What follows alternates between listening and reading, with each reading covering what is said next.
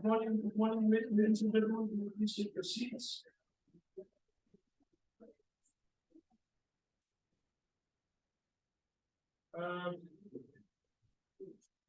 Once again, good morning, ladies and gentlemen. I just want to formally introduce myself. I will be your program director for this prestigious event that's organized by the IEC in terms of this competition. And I think it's very important as we discuss this issue, specifically looking at the implications of the Electoral Amendment Act of 2023 in the 2024 national and provincial elections. And I think it would serve as a litmus test if one looks at, for example, the overall representation, especially when one looks at a particular amendment where independent candidates can now stand.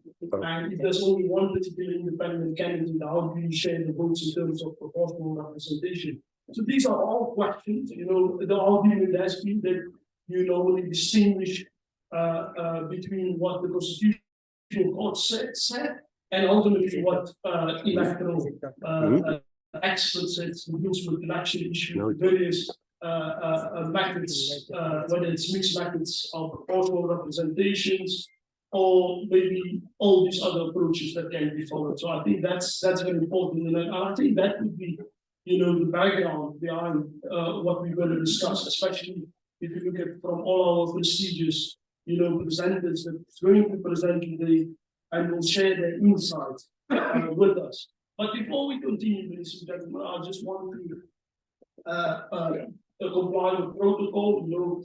I have to acknowledge these very important people, but ultimately, I think we have started thus far on time. They said in Europe we have watches, in Africa we have time, and time can be infinite, right? So we can have a lot of time, but in Europe, but it seems like in Africa we have watches.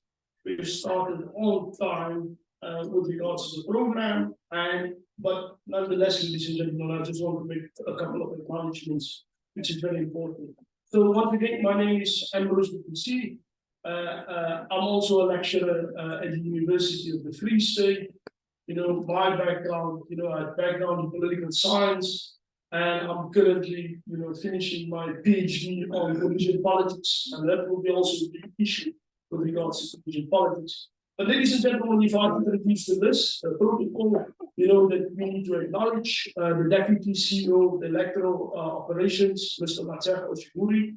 I would like to acknowledge him.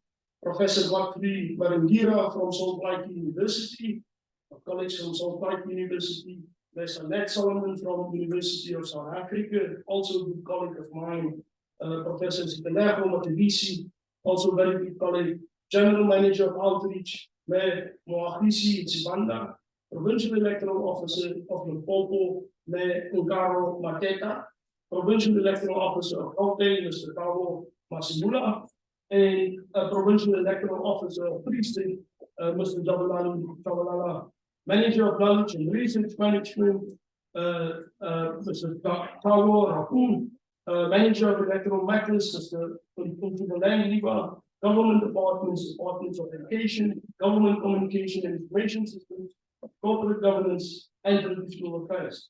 And I also want to acknowledge in Chapter 9 institutions, Commission for Gender Equality, the Auditor General of South Africa, and other institutions, which includes ICASA, Free State Agriculture, Agri-Forum, organizations such as the Red Cross, Free State Black Business Chambers, Human Science Research Council, Dr. Palisa Sakanyane, South African Church of Council, South African Catholic Bishop Conference, the FICA General, institutions of higher learning, which includes University of the Free State, Central University of Technology, Motel, TVET colleges, especially in the Free State regions, the PPLFC, members and political parties, media, IEC staff, online entities, and I think that's very important. Those people that also join us online, and they also participate in this session, and I think it would be a thought-provoking session. And then ultimately, the honorary guests, which is the ladies and gentlemen, because that's why we say democracy exists. Democracy exists for the people. And I think the people are very important, especially in the context when we argue that it should be government of the people, for the people, and by the people.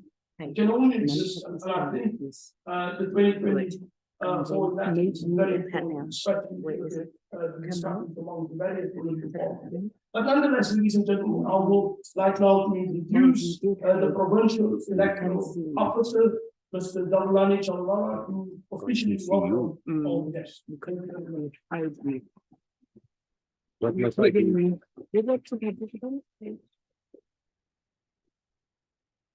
No.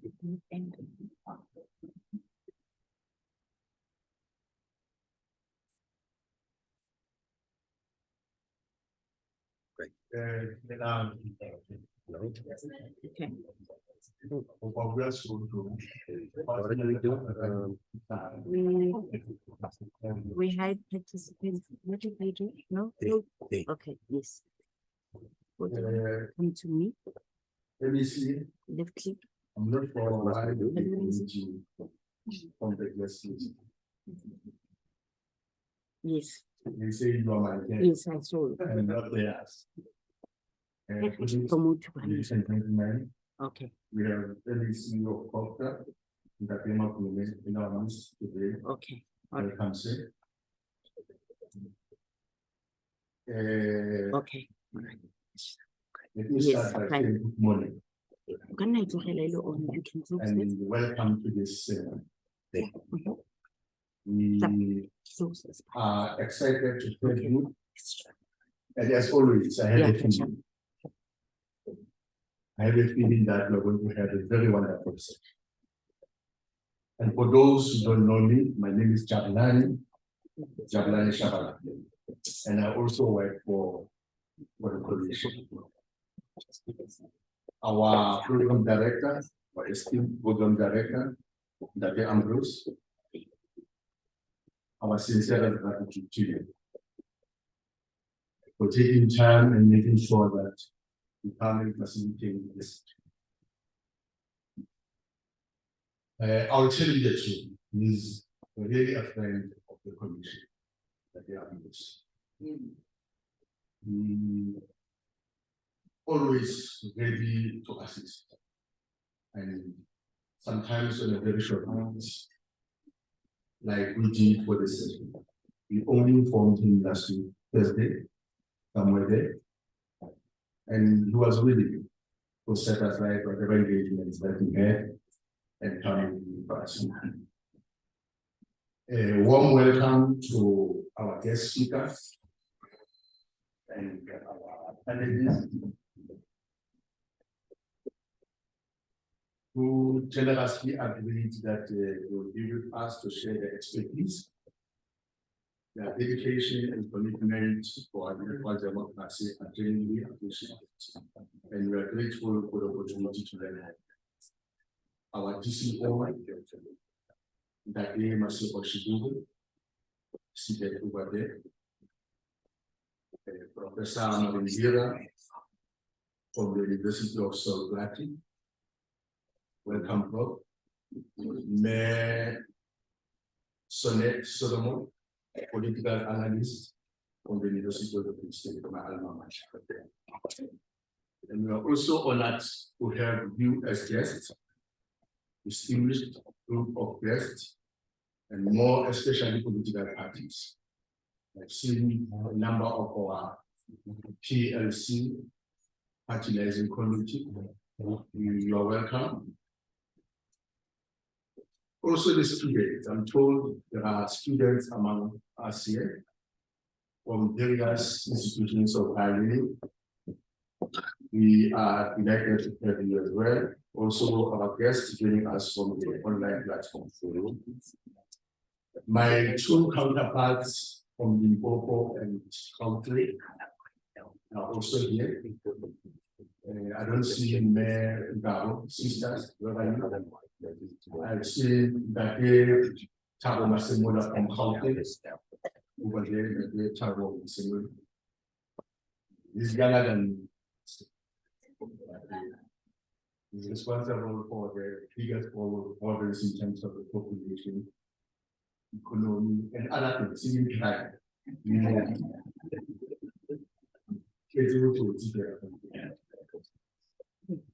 my colleagues from National Office, and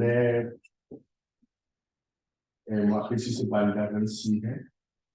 She was supposed to bring us as well.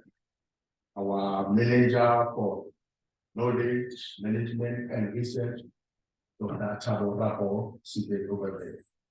That is one at the time. They are actually the sponsors for this program. Our provincial manager that they have who's seated over there. That they or Ambrose. And I'm sure later on when I descend on this program, we will make introductions as to who's here with us. In case I've left today. Today's event, ladies and gentlemen, it promises an engagement and enlightening experience for all of us. It is an important event as it will provide us with valuable insights and information on a topic that is essentially and very essential for our democracy and future elections. The theme of this seminar is aptly termed the implication of the Electoral Amendment Act of 2023 in the 2024 national and provincial elections. And we have gathered some of the most knowledgeable and experienced professionals in the field to speak for us today. Let's open our minds and hearts to new ideas as we come together to learn new facts and share information. In addition to the keynote addresses, we will also be holding interactive panel discussions, which will allow for an open exchange of ideas and opinions between the speakers and ourselves, the attendees. This will be an excellent opportunity for everyone to learn from one another and gain new insights. Let us all take an advantage of this opportunity to grow and learn together. A big thank you to our organizing team for putting this seminar together and for all the hard work that went into it. Let's all work together to increase the welcoming and inclusive environment where all voices are heard and respected. In conclusion, ladies and gentlemen, I would like to thank you all for being here today, and I hope that you will make the most of this opportunity to learn and grow. I'm excited to hear presentation and participation in the interactive session, and I look forward to the discussions and connections that will be made. So let's begin this journey of learning and discovery together. Thank you for being here.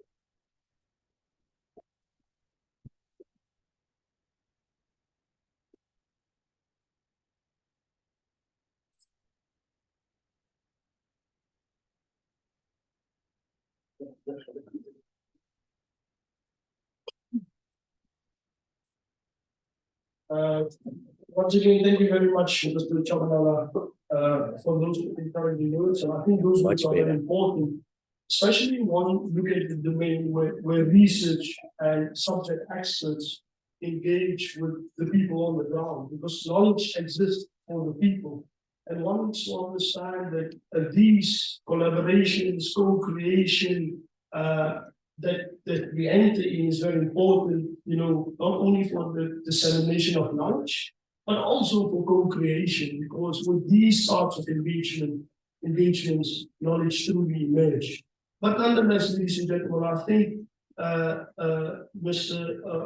Apu, Manager of Research and Knowledge, will give us, greater insights on what's the purpose of the event and what are the main reasons, as highlighted also by Mr. Chabalala for this particular event. Just can give a round of applause for Mr. Dr.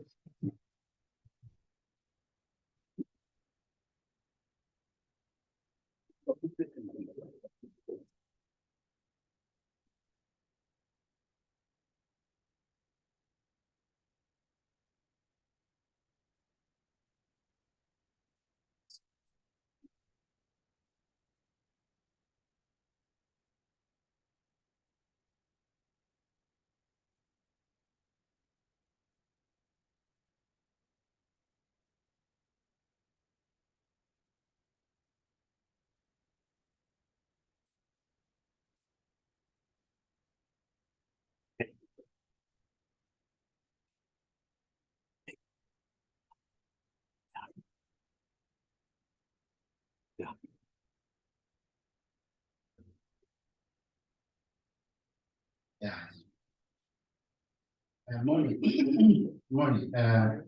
It's a privilege to be here today, as usual.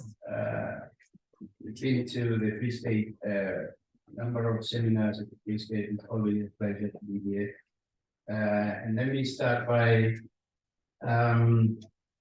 thanking Mr. Plessis, Mr. Ambrose. Thank you for hosting our event. Always a pleasure. Been here before, as you say, you're the friend of the IEC, and it's always a pleasure to have you here at our events.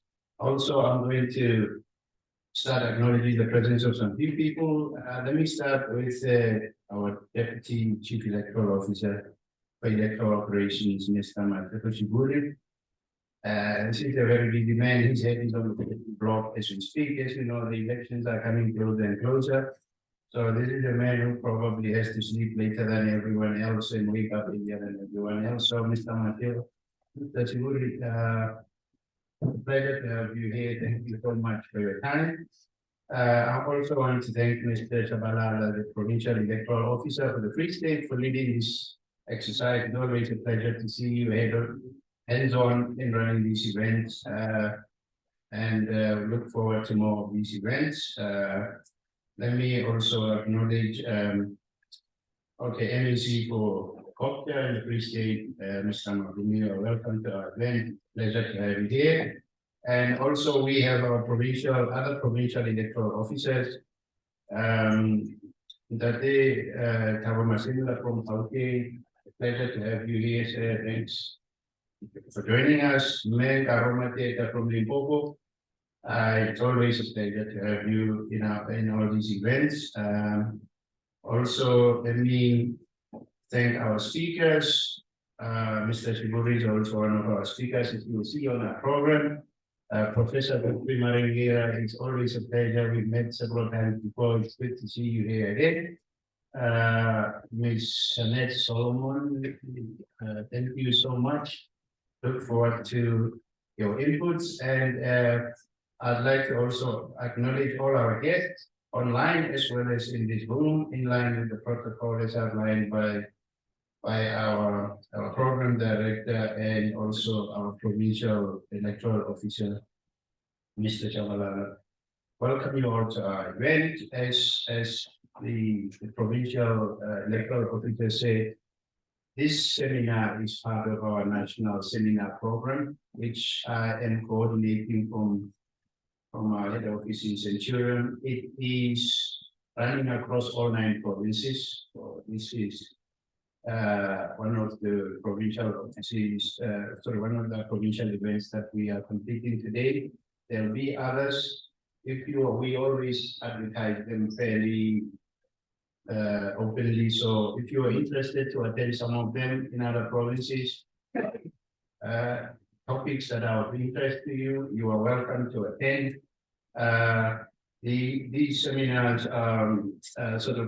what we do with these seminars, we provide a platform for what we call thought leaders. By thought leaders, we are referring to people who dedicate their life to leading us with ideas, people who think, who research, who study all kinds of topics, professionals, not just people with opinions, but people with dedicated knowledge and understanding of the subject matter. We regard those people as thought leaders. They exist in various fields.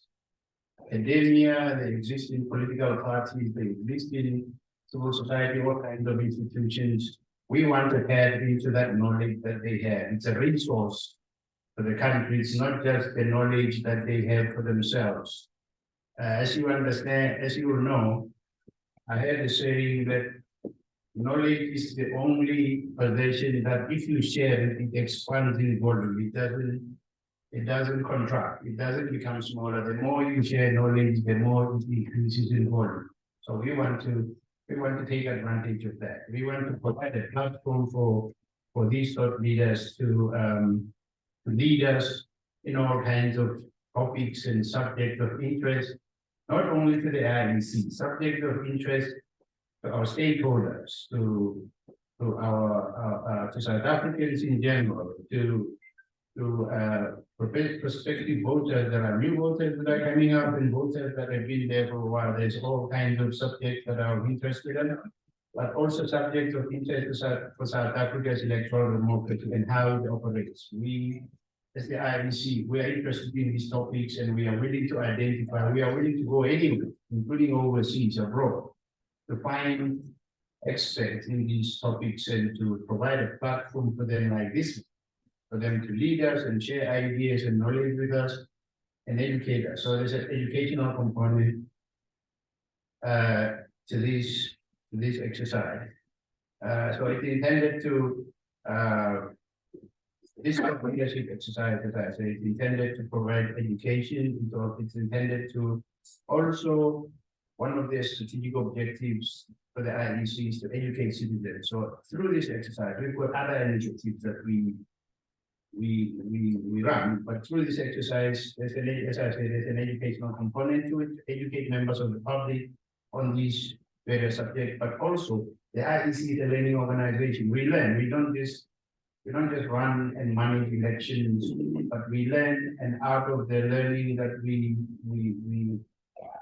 experience, we enhance the quality of the electoral management work that we do.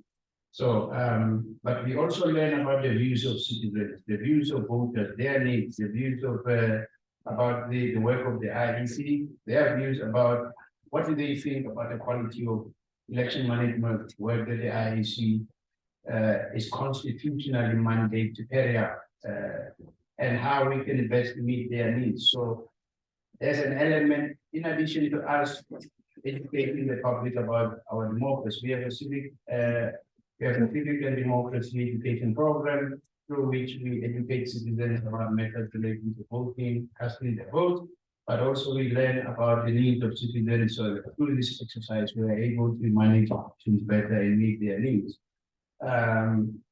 So the topic today, issues raised by the Electoral Management Act, as some of our speakers have already said, or Mr. Chabalala has already said, and its implications for the 2024 elections, national and provincial elections. Issues raised by this are not just issues of interest for the IEC or for the seminar today. They are issues of interest for members of the public, but also for the IEC as an election management body. And I'm sure Mr. Sheburi would be listening out, because at the end of the day, he leads our electoral operations work. He would be keen and interested to learn about what members of the public think, what concerns, what fears they have about about the amendment, the Electoral Amendment Act, and its implications, possible risks, possible consequences of the act in relation to the election that we will be managing next year. But also, these are issues of concern for political parties. There are issues of concern for independent candidates. There are issues of concern for voters, first-time voters who will be registering very soon and casting their votes for the first time next year. So this exercise today might seem small, but there's enormous expectations out of these exercises that we run. So as I said, today's leadership by the Free State, and thanks again to Mr. Chabalala for running an event like this. It has placed, Mr. Chabalala, in a way you have placed an enormous burden of responsibility on our four speakers today to educate not only these people in these attendants and our guests and those online, educate them about the possible implications of this Electoral Amendment Act for the elections next year. So we are sitting here today with enormous expectations from our four speakers. Let me leave it at that. Thank you very much.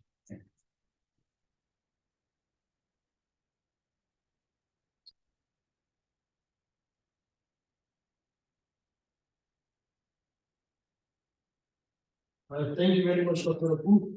And I think it's very important what you mentioned. The IEC has been at the forefront, especially if you look at these thought leaderships and the various constituencies, stakeholders, and the level of participants involved in this. I think that makes it very important with these thought leaderships. especially in the context of a democracy, because democracy, the world over, has been experiencing challenging. There's ideas that we're discussing democratic backsliding, where you've seen since 2019 of America, which always we look up to, has been downgraded, seen as a flawed democracy.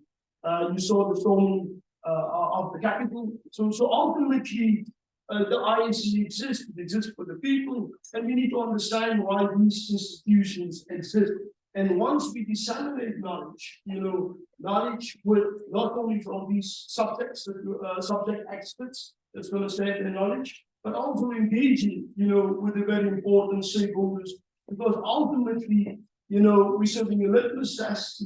People have questions, various questions with regards to legitimacy, of institutions, not only political parties, ultimately, but it's also public institutions, because our public institutions performance their functions have political implications. We're not going to blame political parties and say, listen here, this is the responsibility.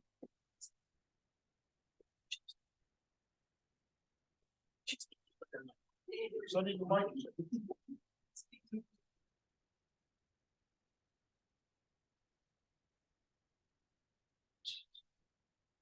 Sorry, the mic went. But nonetheless, ladies and gentlemen, for political parties as well as state institutions, civil society plays an important role. But nonetheless, ladies and gentlemen, I'm going to introduce, our first speaker, and I think it's very important that I introduce them one by one as they take the podium, so you can put a face next to a particular presentation. The first presenter that is the business and Sanet Solomon. Sanet Solomon, can you please come to the stage?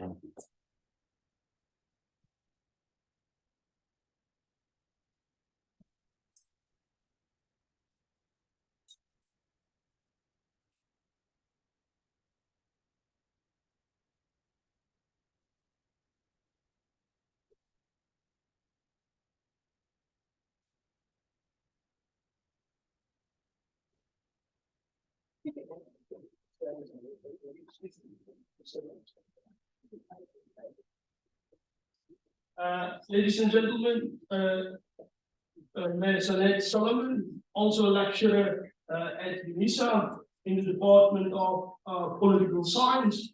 Sanet Maringira Solomon is a lecturer in the Department of Political Science at the University of South Africa, currently teaching South Africa politics, democracy, and other regimes, and political science and research. He's a council member of the South African Association of Political Study and a PhD candidate at the University of the Free State. Sanet is an internationally published author. His work includes critical reflections on state capture in South Africa and towards political economy for South Africa records. Moreover, she serves as the reviewer for numerous double-blind review, peer review, accredited journals. Examples include, political and local government studies in Southern Africa and international studies. I also know Sanet is a good colleague, that disseminates knowledge. And ladies and gentlemen, I give the stage to Sanet Maringira Solomon. Thank you. Good morning, everyone. Thank you so much for having me. I'm starting to share my screen, but in I'll just use the PowerPoint. I am particularly excited about this topic, given the fact that I teach South African politics as well as democracy and other regions in Africa. So this is something that's quite close to my heart. It's something that I research and something that I didn't speak on. So as most of you know, there have been a lot of changes that have taken place in the South African landscape since 1994. And some of the key changes and decisions that have been decided on was obviously the decision to introduce a multi-party system. So in short, a multi-party system is a system that allows different political parties to participate in the electoral process, and this forms part of the South African Constitution and makes that Section 1D of the Constitution. So one of the things that is quite important about the multi-party system is that it actually wants more political parties to participate in the electoral system in order to prevent it from becoming a one-party state.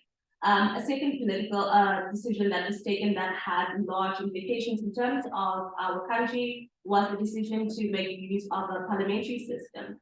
So South Africa has a parliamentary system that is also often referred to as a Westminster democracy. This kind of political system basically allows you to have a president who's indirectly appointed by MPs. And one of the most important things that you've also been hearing a lot in the media is the notion of proportional representation. So basically what proportional representation is something that I will be expanding on a bit more because it has a lot of implications in terms of the Electoral Amendment Act that has been implemented. So in terms of the South African political landscape, you would note that in 2002/2003, there was a commission that was introduced. It was referred to as the Electoral Task Team. So basically what this task team had to come up with was to find an electoral system that would work in the South African context. So what was interesting about this task team, as similar with other task teams, is it starts taking on the name of the person heading the task team. So we often refer to it as the Frederick van Zyl-Slabbert Commission, and some of you would be familiar with the report that came from that commission.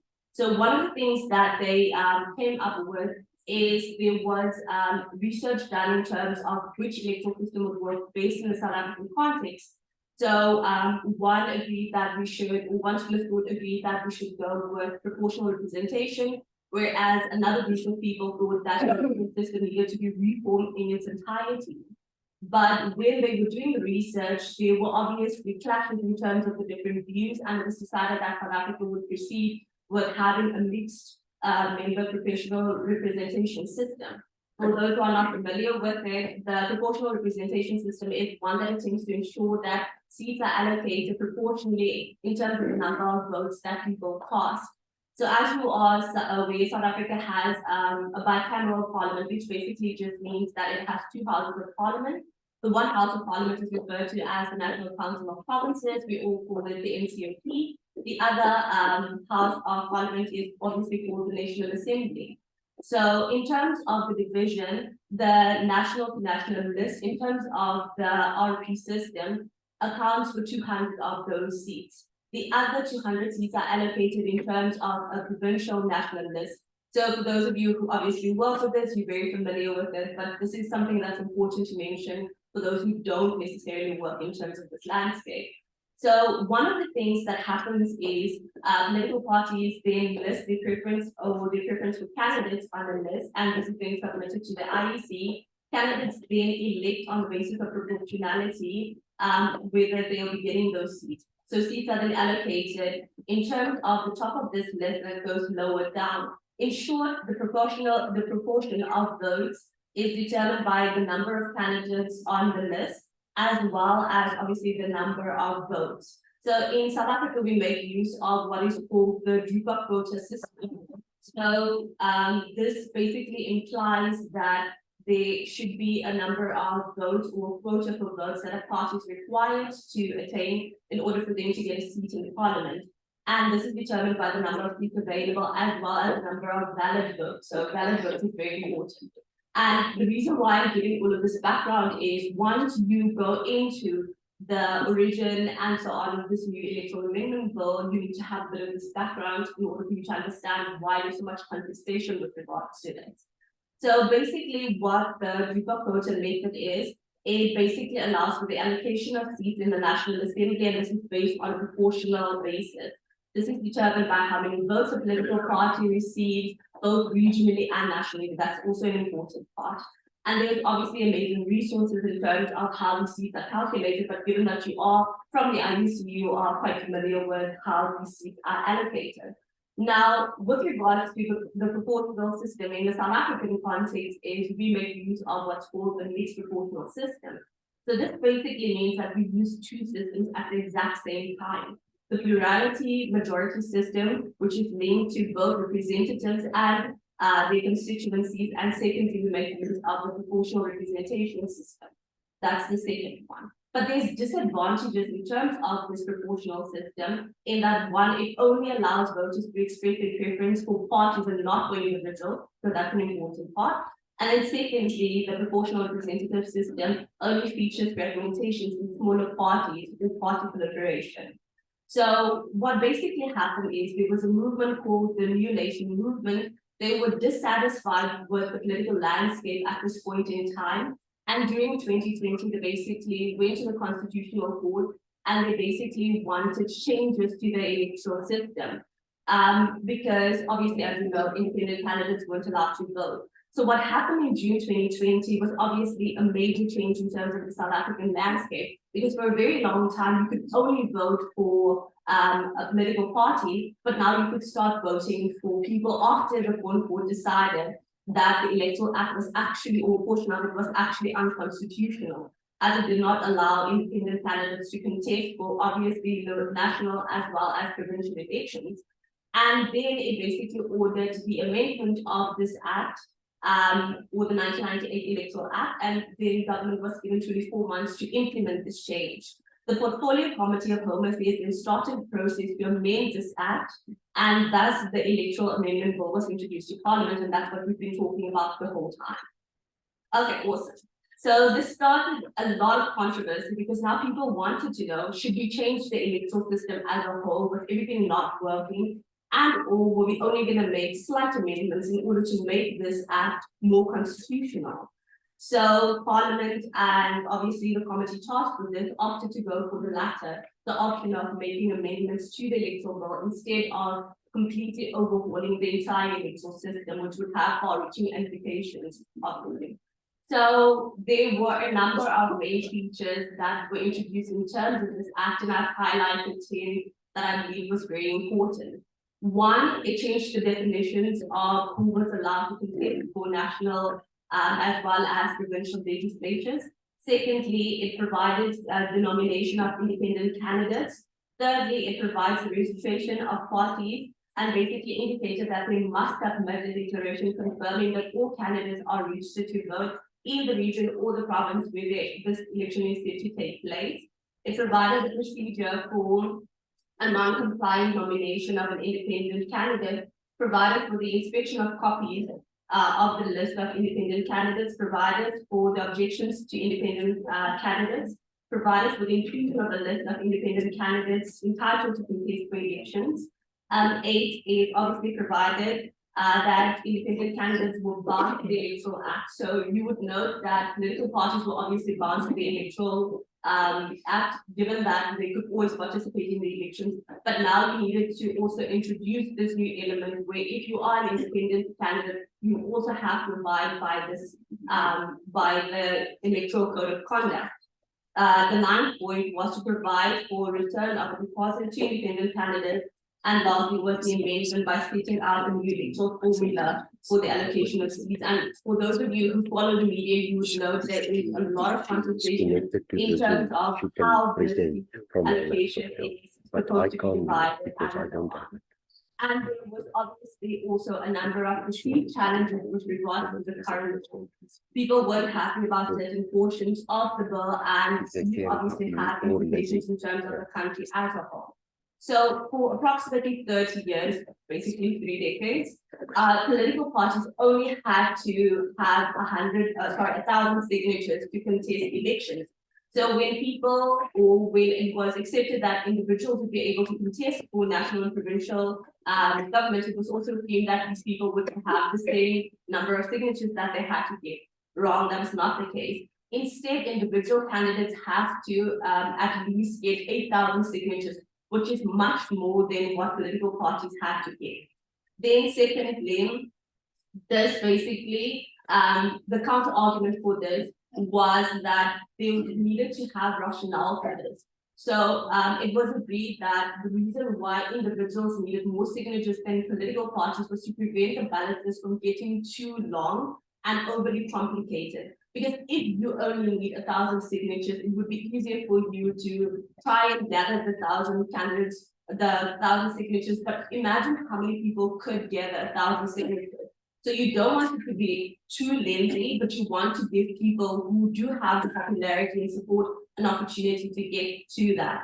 So that was also perceived by those opposed to this clause. They basically indicated that it created a barrier for entry, which is also something that you would be hearing in the media a lot. So it was perceived to be unfair to independent candidates as it requires of them to have obviously more than that of political parties. Additionally, there was another controversy with regards to this particular act in terms of the number of votes that you had to get. So independent candidates were then needed to get more votes in order for them to be allocated a seat in parliament. And there was also contestations because if you met that threshold, it meant that there would be a possibility that there would be a lot of votes that would obviously be lost because you only can meet that. But if more people than that voted for you, then those would obviously be wasted votes. So that also was another controversy because people wanted to know what happens to those votes if the person is more popular. The other thing about the current bill is that people wanted to contest the option of what they call vacancy in terms of the seat. Because people voted for an independent candidate, there was a lot of questions about what happens in the case that that person passes on or they were ill and they couldn't continue. So people then said that there should be a way for the person's votes to not be dumped aside because there was a lot of how they were going to recalculate those particular votes and where those votes would then be going. So there was a lot of controversy in terms of that.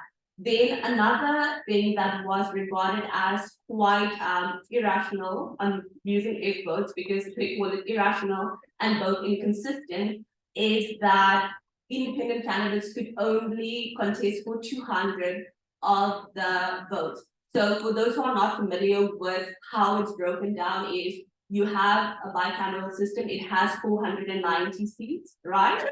So National Assembly gets 400 of those, the NCOP gets 90 of those votes. But when you are voting as independent candidates, you can only contest for 200 of those votes, which means the other 200 votes you can't contest for. So these independent candidates were opposed to that portion because they were saying, why can't they increase that threshold? So what they then wanted, especially with regards to this new court case that's going on in terms of the Constitutional Court, is they wanted all the 400 votes, they wanted to be able to contest for 350 of those votes. And then they wanted those additional 50 votes to then be the compensatory seats or those seats be proportionally allocated in terms of the constitution because they felt that they could only compete for a very small portion of the actual seats for parliament. Then the bill also proposed the replacement of the current provincial list with regional seats. And the implications of this is basically that the country would then be divided into 9 large portions. Now imagine you are an independent candidate and you have to gather the support and obviously signatures of those people. Now you have 9 big blocks that you're supposed to get those votes and the support from, which is kind of problematic, especially if you look at it in terms of financial standpoint. So what these people, especially the ones who went to the Constitutional Court and the case that is ongoing, was they were opposed to this because they also said that it would take away from the opportunity to basically have improved accountability and accessibility in terms of creating barriers for them. And also, let's be fair, it would be much easier for a political party to gather support in 9 different provinces than it would be for an individual. So that was one of the barriers and one of the challenges that they indicated in terms of the existing or the current bill. So another thing that happened was there was propositions for the bill to be tagged as a section 75 bill. So what this would mean is that the bill would then become an ordinary bill. But if you do that, how can you then say that you can use it in terms of national and provincial elections, which also nullifies the clause in terms of making the electoral amendment bill in place? Another challenge that is highlighted in terms of this bill is also the signature requirement, which I mentioned. Many of the submissions argue that 30% of the quota. Thank you. Many of the submissions argue that 30% of the quota for seats in the previous election is too high and basically would result in unfair discrimination of independent candidates. And as I mentioned earlier on, in terms of the recalculation method, there was a lot of questions about what would happen. And I think one of the most important factors in terms of this was with regards to the application of the triple quota formula, which is normally used to allocate seats.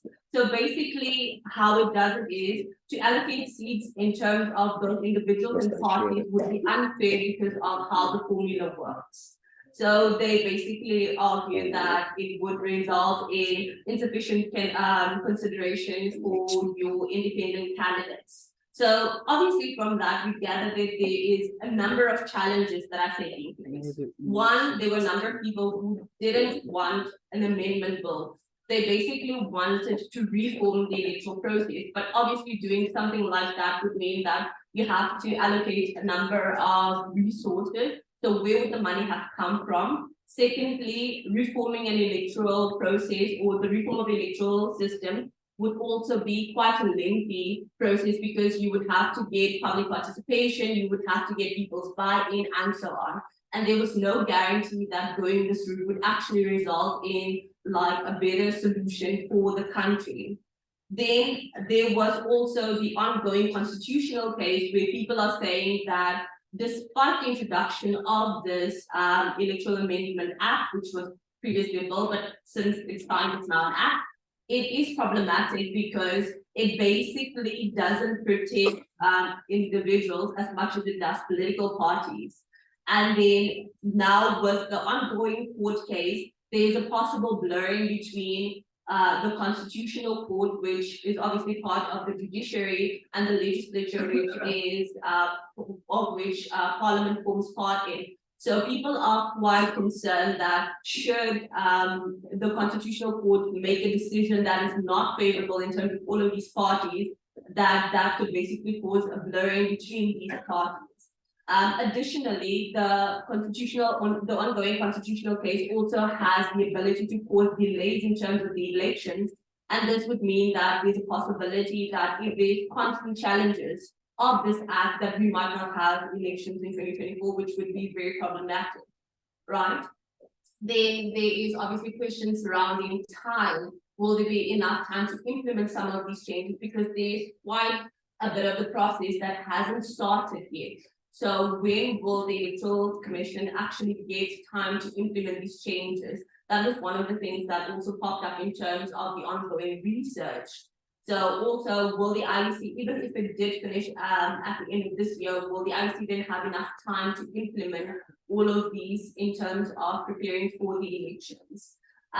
There are a lot of challenges in terms of whether the new laws would disadvantage independent candidates and whether there will be continuous legal challenges as they have been to date. So given the budget cuts in terms of the IEC, sorry guys, you guys are in the news, so it's out there. Given the budget cuts to the IEC, will the IEC have the necessary resources to make sure that those changes that are demanded from it is actually implemented? So financial resources always plays a big role in terms of operational requirements for those elections, etc. And obviously, this would have an impact in terms of where the different polling stations is put up. As you are aware, you're not allowed to have polling stations more than 12 kilometers away from people. It seems quite reasonable, but if you lived in a rural area and you wanted to contest as an independent candidate, that would have far-reaching implications in terms of your ability to campaign and so on. And then something more important, the changes that are taking place in terms of the Electoral Amendment Act and the constant constitutional challenges also means that the IEC might not have enough time to allocate money to political parties to actually start preparing their campaigns, etc. And that obviously has far-reaching implications because one, you can't actually proceed as the Independent Electoral Commission if you do not have enough time on your side. Secondly, if there's constant delays in terms of constitutional challenges, it obviously impacts when the elections will take place and or whether the elections will be taking place in 2024. And if there's also delays, then it means there's delays in terms of allocating money for people to start campaigning, which obviously then has a ripple effect in terms of the entire system, and brings the concept in terms of jeopardizing our democracy into consideration, which is something quite serious, but people are looking in terms of research in terms of that. Then another challenge that this also poses is the risk of digital influence. Like, as you know, we live in the age of social media where people can go on TikTok, you can go on Instagram, you can go to Twitter, etc., and you can share your viewpoints. So there's always the possibility that people may be influenced to either accept the electoral amendment bill as is and or be in favor of this delays or be in favor of the constant challenging to the electoral amendment bills. And then additional challenges that also throw a curveball is obviously the fact that there is also the new idea of having coalitions in terms of national government and what this would mean. So if I had to give my input in terms of the 2024 national elections, I would say that this national election is much different than any of the other elections that we've had in the past. Over the years, we've known that we've had a multi-party system in which multiple different political parties could participate, etc. Then you had 2016 happen where there was the introduction of your coalition politics, etc. Over the years, we've seen a breakdown in terms of these coalitions because unlike in other countries where you have formal legislation governing how these coalitions work, in the South African context, there's no formal legislation saying that we are going into a formal agreement and this is how we decide to govern this particular sector or this particular metro, etc. But now you have what's been happening in terms of that happening at a possibility at your national level. So there are a number of different variants. People are anticipating that you might have an ANC-led coalition, which would be kind of similar to what we have. Then there might be an ANC-DA or an ANC-EFF, or even an EFF-DA and smaller parties coalition-led. So that also brings the span into the works. If you take the political climate into consideration, there's a lot of people questioning whether if the ANC does scoot below 50%, will they be willing to give up rule over certain metros? So that's also something that we take into consideration when we are doing our risk analysis, etc. Then there's another interesting fact. Over the past few years, there has been a decline in voter turnout, and this is obviously contributed towards by a number of factors, such as your youth unemployment. You have people having voter apathy where they don't want to vote because services are not being rendered. There's high levels of poverty, there's high levels of unemployment, etc. That also adds to it. Now you take this change in terms of the electoral amendment bill and you add that on top of an existing, like, I don't want to say a bridge that's bending, but you take that and you put it on top of that, you create a very interesting situation in terms of 2024. So there are a number of factors that need to be taken into consideration.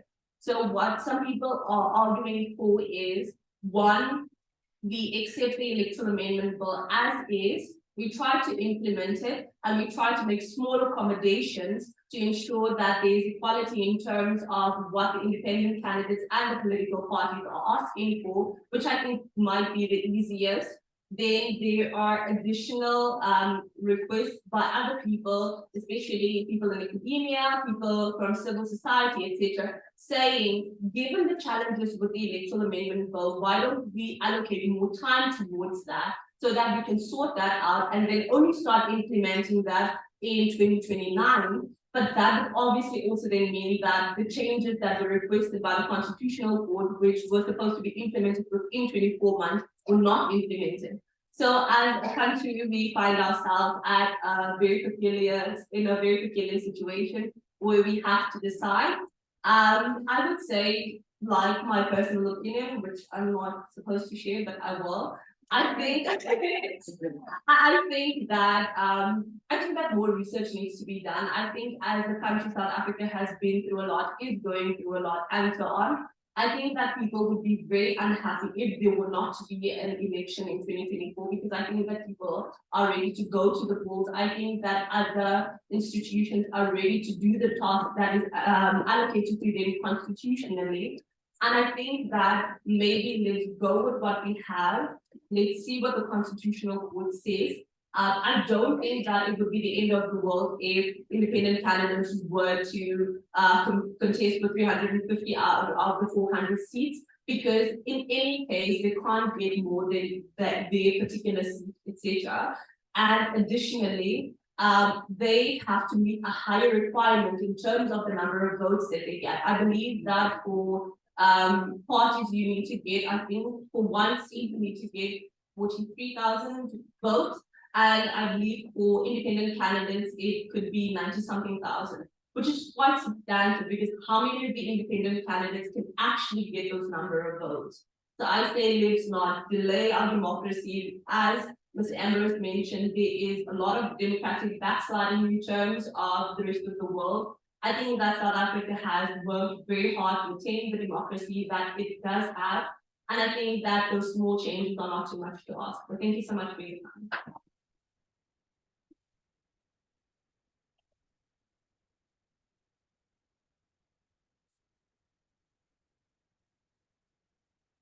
Thank you very much. Ladies and gentlemen, can we give another round of applause?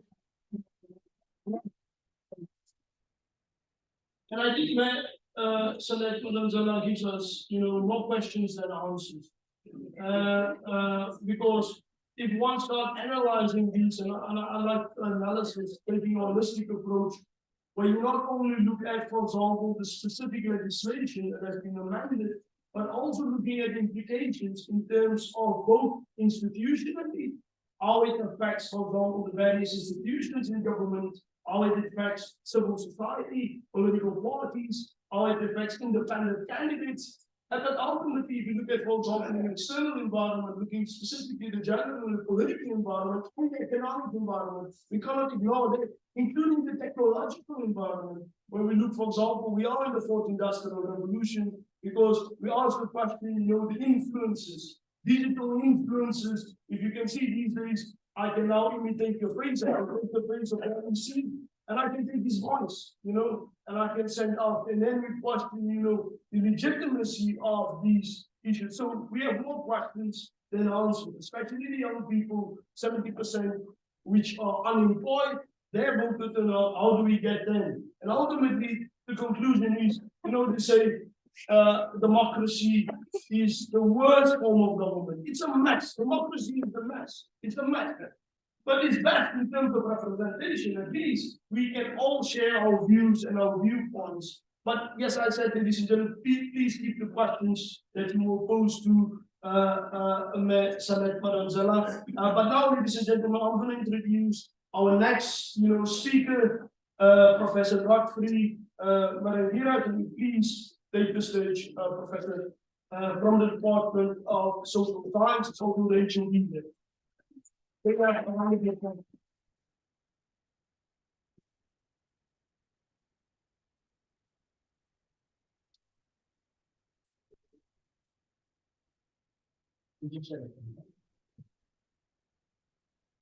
Ladies and gentlemen, I would like to introduce Professor Godfrey Maringira. Godfrey is an associate professor in social anthropology and head of the Department of Human and Social Sciences at Plaatje University.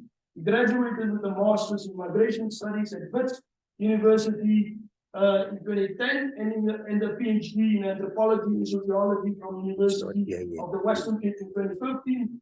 He's a three-time Africa Peace Building Network guarantee. He's also the National Research Foundation South Africa, the NRF, a C2 rated researcher. He has published over 45 internationally recognized publications, including a book published by Routledge 2019, his 2017 African Affairs Journal, University of Oxford Press article was awarded the Best Author Prize in 2018 at the University of Birmingham, United Kingdom. In 2020, he was awarded the Benedict Lakazi Best Author Prize, African Studies Journal Routledge, for his article titled When Combatants Became Peaceful, Azania People Liberation Army Combatants in Post-Apartheid South Africa. Ladies and gentlemen, I give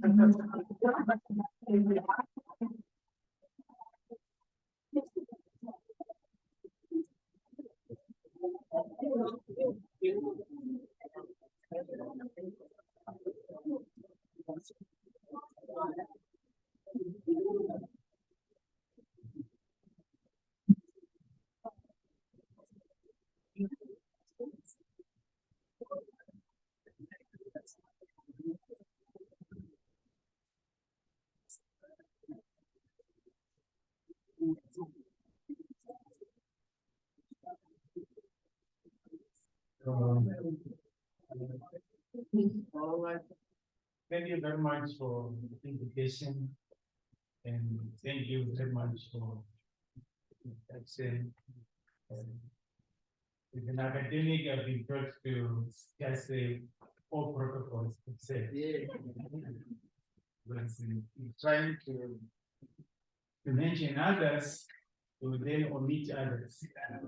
So all protocols to say.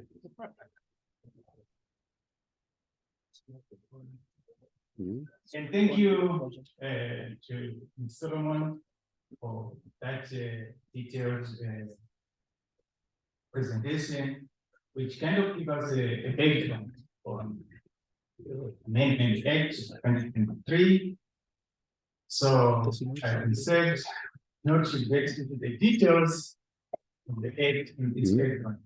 But what I'm going to try to do here is try to provide an analysis of the issues being raised, in particular, issues that has to do with the independent candidates in South Africa and the implications there.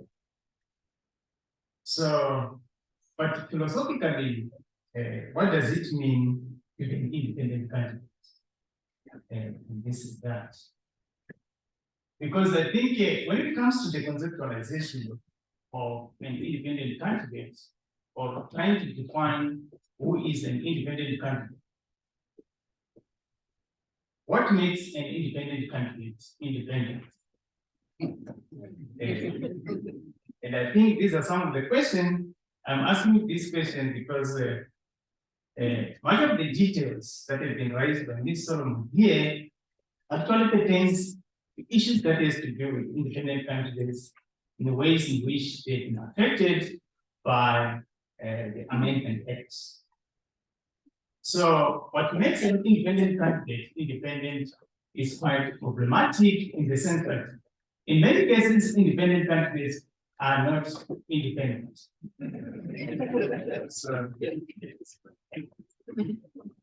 So these are some of the issues that we need to think through as we engage in this seminar. So I understand this is not an academic seminar. Of course, there is what we may call a kind of an academic engagement with those who do make policy, but also important different kinds of organizations and individuals as well. So, do independent candidates really campaign independently? Do independent candidates campaign independently? So I'm trying to zero in on the idea of being independent. What does it mean to be an independent candidate? And what makes an independent candidate independent? And independent candidates campaign independently. So these are kind of political questions which may need or demand political answers. So in terms of what has been presented here, the idea of the threshold, the 15% threshold, I was looking at the IEC page. And in terms of the numbers, 15% may sound to be quite low. It's 15%. But this is 15% of the total registered voters in a particular region, in a particular province. And I checked the Eastern Cape at 11,656 signatures, which will be required by an independent candidate. So listen to those signatures. And Free State at 11,340, and Gauteng at the highest, which was 13,890. So, like what Ms. Solomon was saying here, given the resources and resource constraints for independent candidates in terms of movement and how registered voters, so it doesn't really mean that everyone who is living close by is a registered voter. And I think it speaks to the whole idea of what we had in the past, Mr. Chabalala, when we were talking about in the Northern Cape about youth political disengagement from voting. And a number of people might be your neighbors, a number of people might know you, a number of people might be willing to support you in your signatures as an independent candidate, yet they are not registered voters. So this places a burden on independent candidates who then therefore are supposed to solicit signatures. I'm utilizing the word soliciting intentionally. So if you look around on the meaning of what does soliciting for signatures really mean, it means that we are simply begging for signatures. And what we know about signatures is that the concept of a signature is not an easy concept in terms of practice. But of course, in terms of theory, it's as simple as that I need your signature. But one of the demands that we might have when it comes to politics is that a signature for what? So the concept of mobilization there therefore comes into play. That independent candidates therefore have to mobilize the signatures. So mobilization in this case is embedded in the idea of not only mobilizing, but campaigning for signatures. So you have to quote for signatures, and it's not easy to get a signature. If I try here to get signatures, I will not get signatures. Because always people ask for their signatures, and signature is a private kind of a match and a symbol. People do not always stamp around with the signatures. So it is not easy for independent candidates, therefore, to solicit for this signature. What it takes for independent candidates, therefore, to get for signatures, despite, so the idea of resources, I understand the idea of resources, which I think Solomon was stretching here, that the IEC do not have much of the resources as to provide for these political actors in particular, but resources is one thing. Assuming that the IEC has all the resources, billions of money to give political parties as well as the so-called independent candidates. So having resources and having signatures, it's a totally different thing. So you might have the resources. Assuming you have the resources, you get the resources, but yet still you do not get signatures. So the commercialization of signatures becomes problematic. Because on one end, you want to commercialize the idea of signatures to say, we need resources. Assuming this is an argument before the Constitutional Court that we need the resources.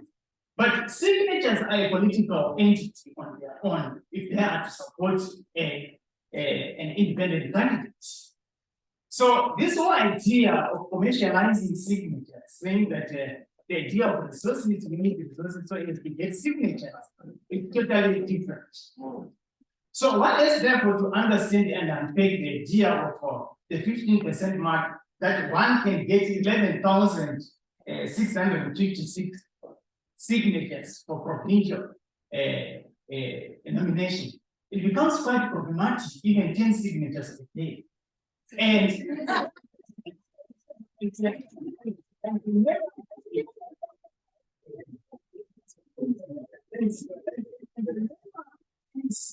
works, the IEC nomination, I think, also works on the idea of the duration, is the time for it. So it's not like you are just soliciting signatures for the whole year. You are soliciting signatures guided by a particular time frame, whereby you're supposed to get those signatures. So you put a demand, you put a political pressure on the independent candidates to solicit for those signatures.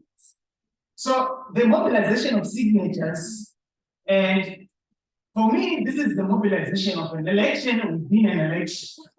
You mobilize signatures, but you're already mobilizing for an election. They're not just simply mobilizing for signatures, so that you get a nominee for the provincial election. So I think what we therefore need to understand given that the Amendment Act is in place, assuming that the Constitutional Court says this is fine, the election can go on as stated by the Amendment Act. What do we have on the table? What we have on the political table is therefore the idea of what I think the American system is called a political litmus test. I understand that the litmus test, oftentimes and famously, what we used to do was to test for acidity and not test for the actual pH. So if we are going into this political terrain or political landscape in South Africa of an election as an independent candidate, you are going for a political acidity test before you go for a political pH. So what does it mean?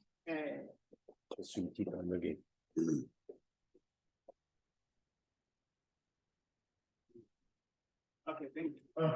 Okay, thank you. So these two separate entities, the idea of a political acidity and a political pH in terms of testing, you're testing the politics.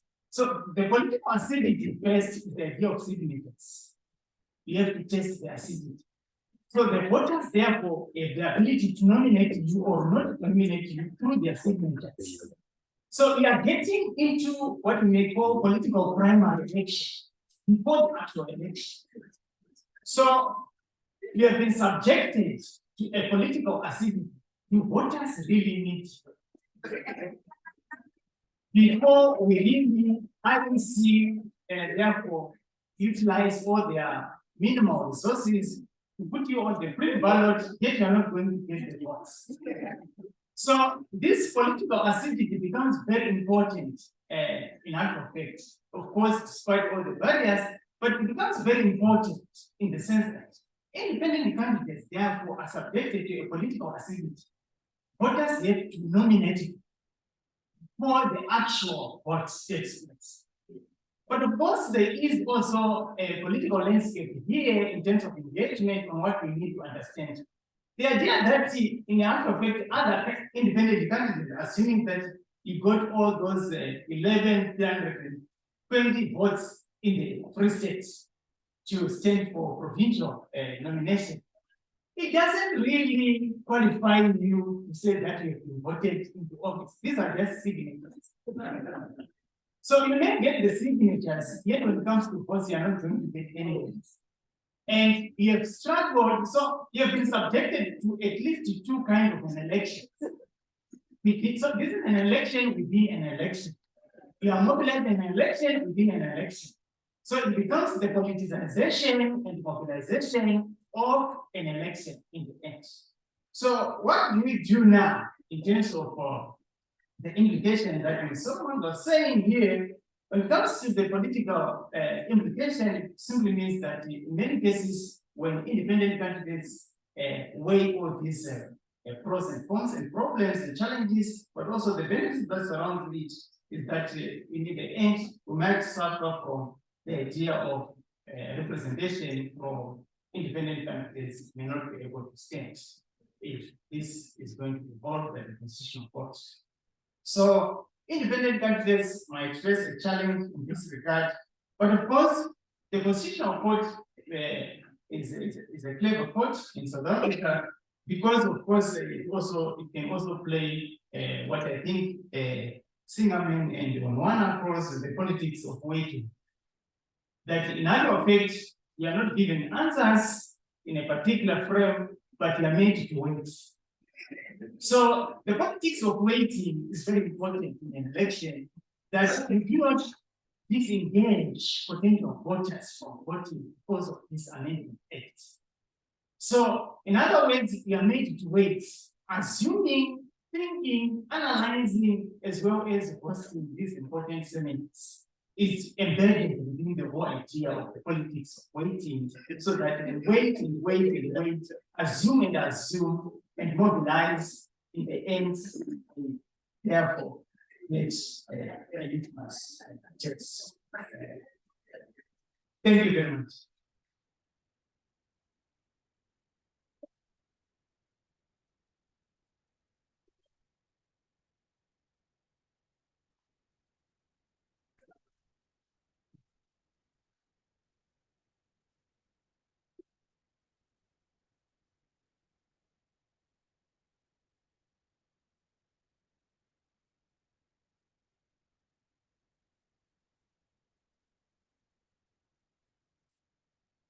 I thank you, ladies and gentlemen.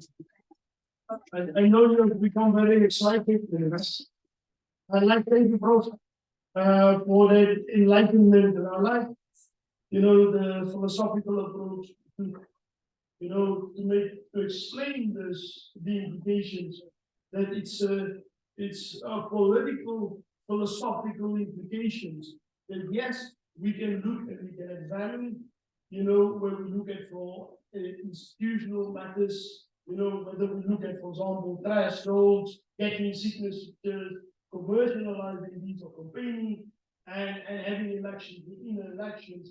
It also, in recent, we talk about data saturation, so again, what Les Solomon said, we are left with more questions. So ultimately, when we look at this litmus test, we need to test it ultimately to see what will be the ideal outcome and what will be the continuous implications of this amendment. Then we can make deductions or draw conclusions to say, listen here, this is the ultimate implications of this.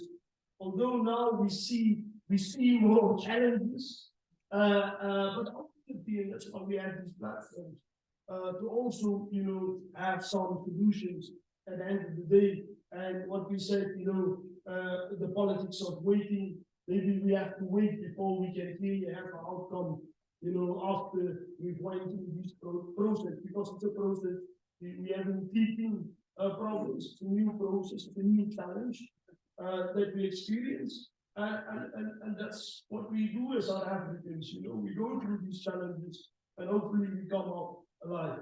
Ladies and gentlemen, I'm going to now invite the next speaker. It's also our final speaker, Mr. Walter Masego Sheburi. Mr. Walter Masego Sheburi, can you please come before? Does he want to show his presentation?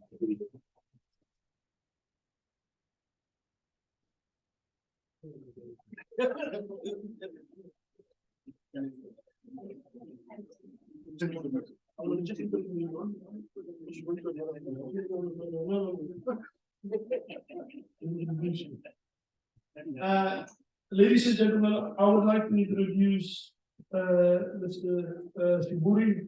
Mr. Sheburi is also Deputy Chief Electoral Officer responsible for the electoral operations.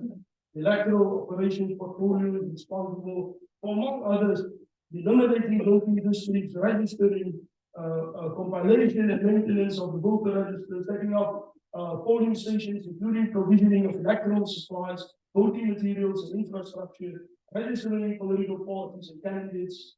Deputy CEO is also responsible for election day activities, results counting, results processing, results collation, and seat allocation. The portfolio is also responsible for registering and facilitating vote processing for South Africans abroad. Masego has been involved in the administration of seat general elections, and I think it just goes well that he follows up with, let's start the test now. How will it actually happen in practice? So here we make the bridge between theory, philosophical analysis in relation to pragmatism. And that's why we find the balance. Let's give a hand up for thank you.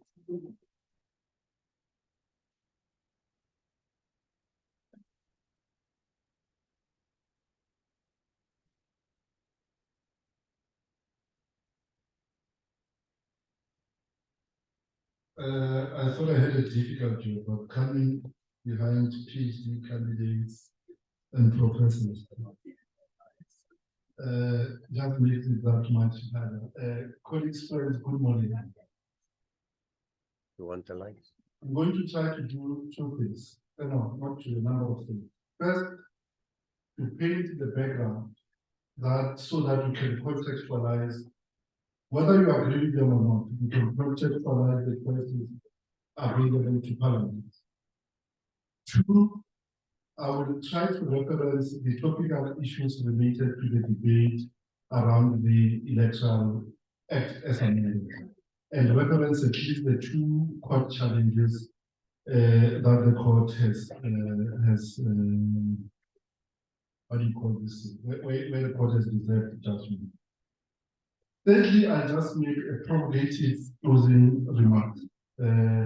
I represent an organization, so I do not have the luxury and liberty to share my personal thoughts. My personal thoughts must always be subservient to the role that this august organization called the IEC must play. Let's go to slide 4.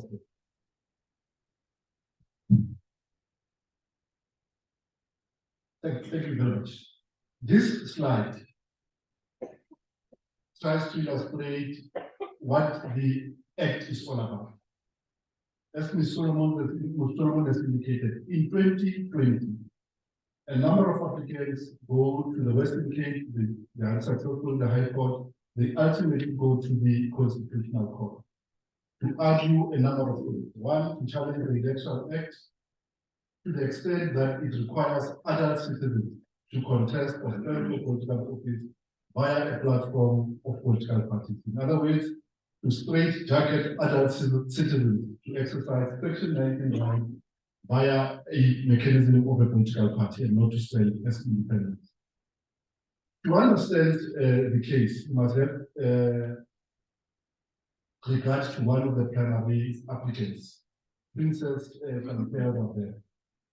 She says in her court application, I am an indigenous leader. In order to advance the lot of my people using political office, in the current system means that I must join a political party. To do so will be to bounce out of my party as soon as the people that I lead follow my political leanings. And therefore, the Electoral Act is unconstitutional for a number of reasons. One, to force adult citizens to join political parties in order to stand for office offends their right of association. And the court was with the applicants in interpreting the right to associate in a negative. We always associated the right to be exercised in the positive, the right to form a trade union, to form a party, and to canvass for that party. So the court said the right to associate in the Constitution is worthy of protection in the negative, also the right to opt out. So they don't want to be associated, they don't want to associate, they want to stand as individuals, as independents. So the court found in favor of the applicants and it ordered Parliament to amend the Act within 24 months. Parliament has done so. Whether successful or not, it's a debate for another day.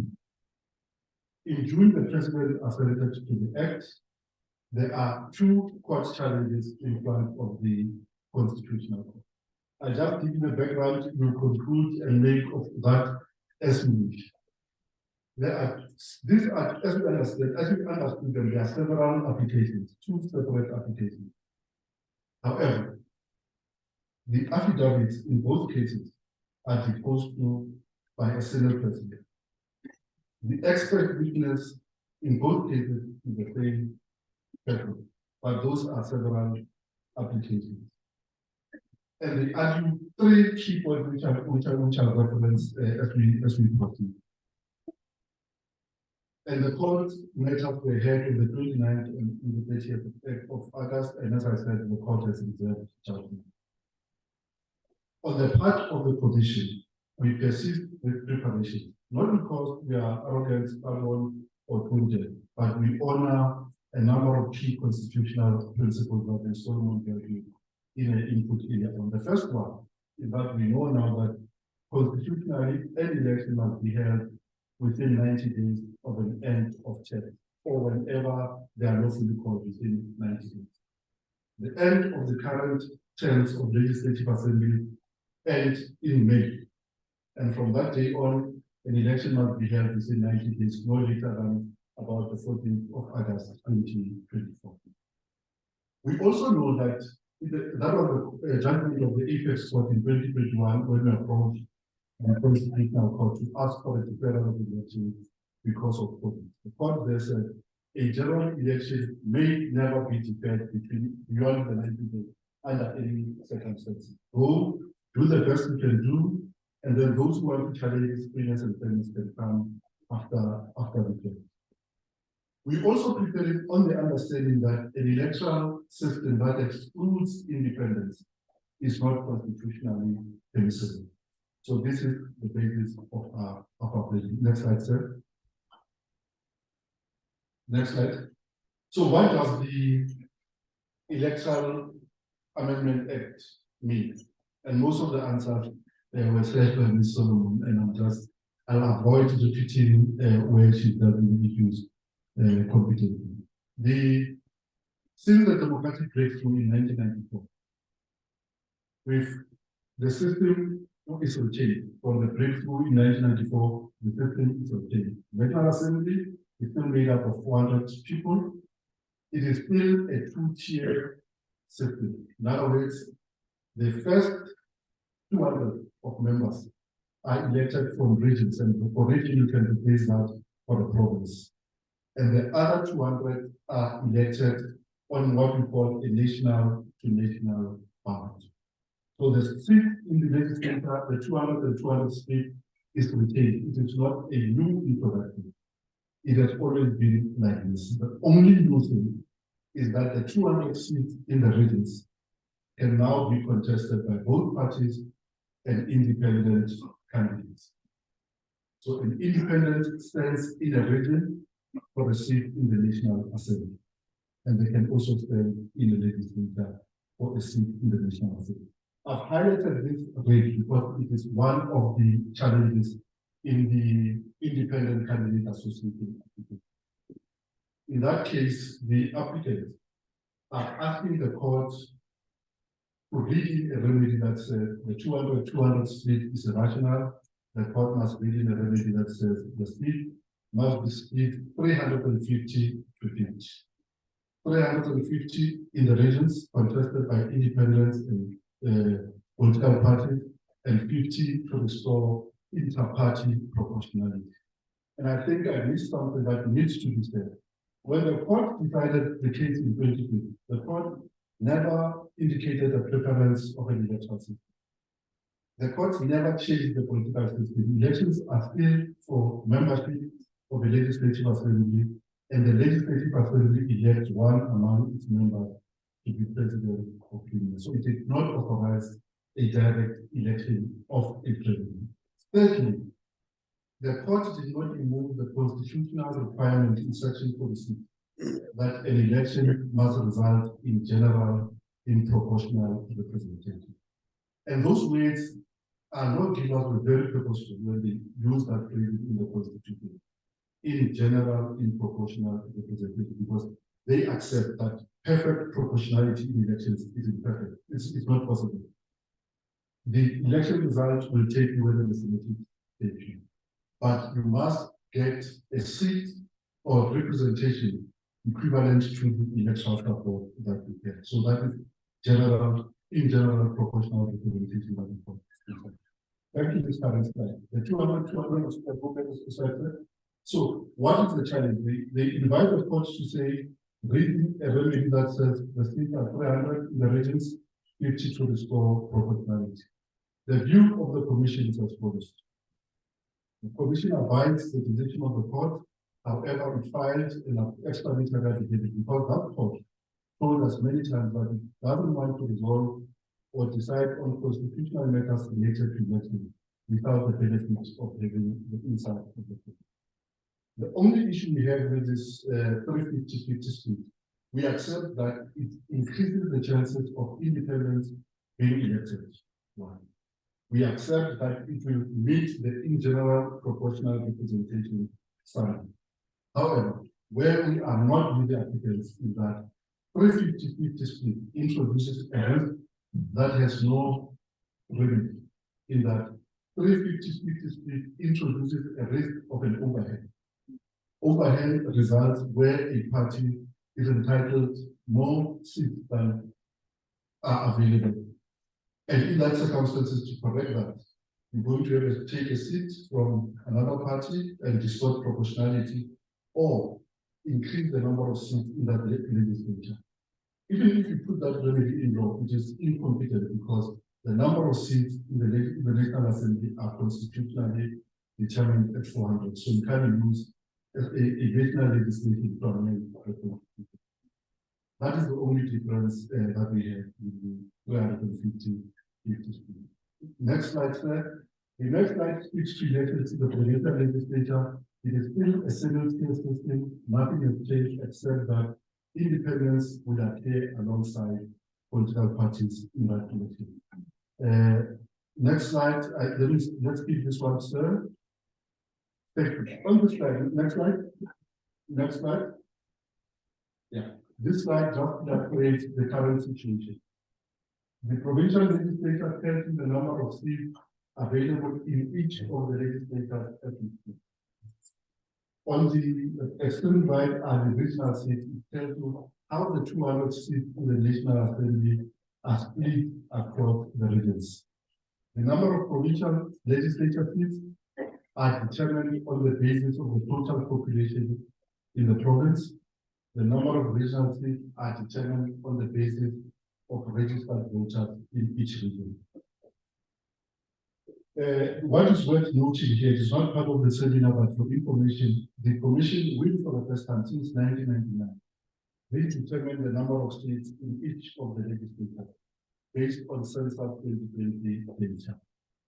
I can say now that first thing you can relax not getting anything. For the first time, you justify your 80 seats in the legislature based on population. Traditionally and hitherto, we've always had the 30 seats because the Constitution guaranteed a base ceiling of 30 and no more than 80 seats in the legislature. So, MEC, I'm sorry, you can't balance those other things that you need to balance by the number of seats in the legislature. You can also. The following slide, the next slide, talks to the nomination requirements.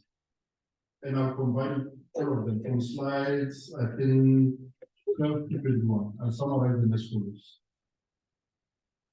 If you want to stand for an election as an independent candidate, you must meet the following requirements. You must pay a deposit. Late in July, the Commission published the proposed deposits. It is 20,000 to contest the National Assembly and 15,000 to contest the provincial election. Parties, both represented and unrepresented. By unrepresented, we mean a party that is registered but does not have a seat in the provincial legislature or in the National Assembly. Both parties and independents pay deposits. Parties will pay a higher deposit, of course, because they stand to be elected in this. That's one. The second requirement is that you must, as a party, you must submit a list of candidates. And if you submit fewer names than the seats that you stand to get, you forfeit the balance of the seats. An independent and an unrepresented party must also meet a requirement of contestation. In other words, they must demonstrate that their participation in elections is not frivolous, but they stand a chance to be elected. And to that end, the Parliament has determined that independents and unrepresented parties must also submit signatures equivalent to 15% of votes that would have qualified them for a seat in a previous election. And that will run.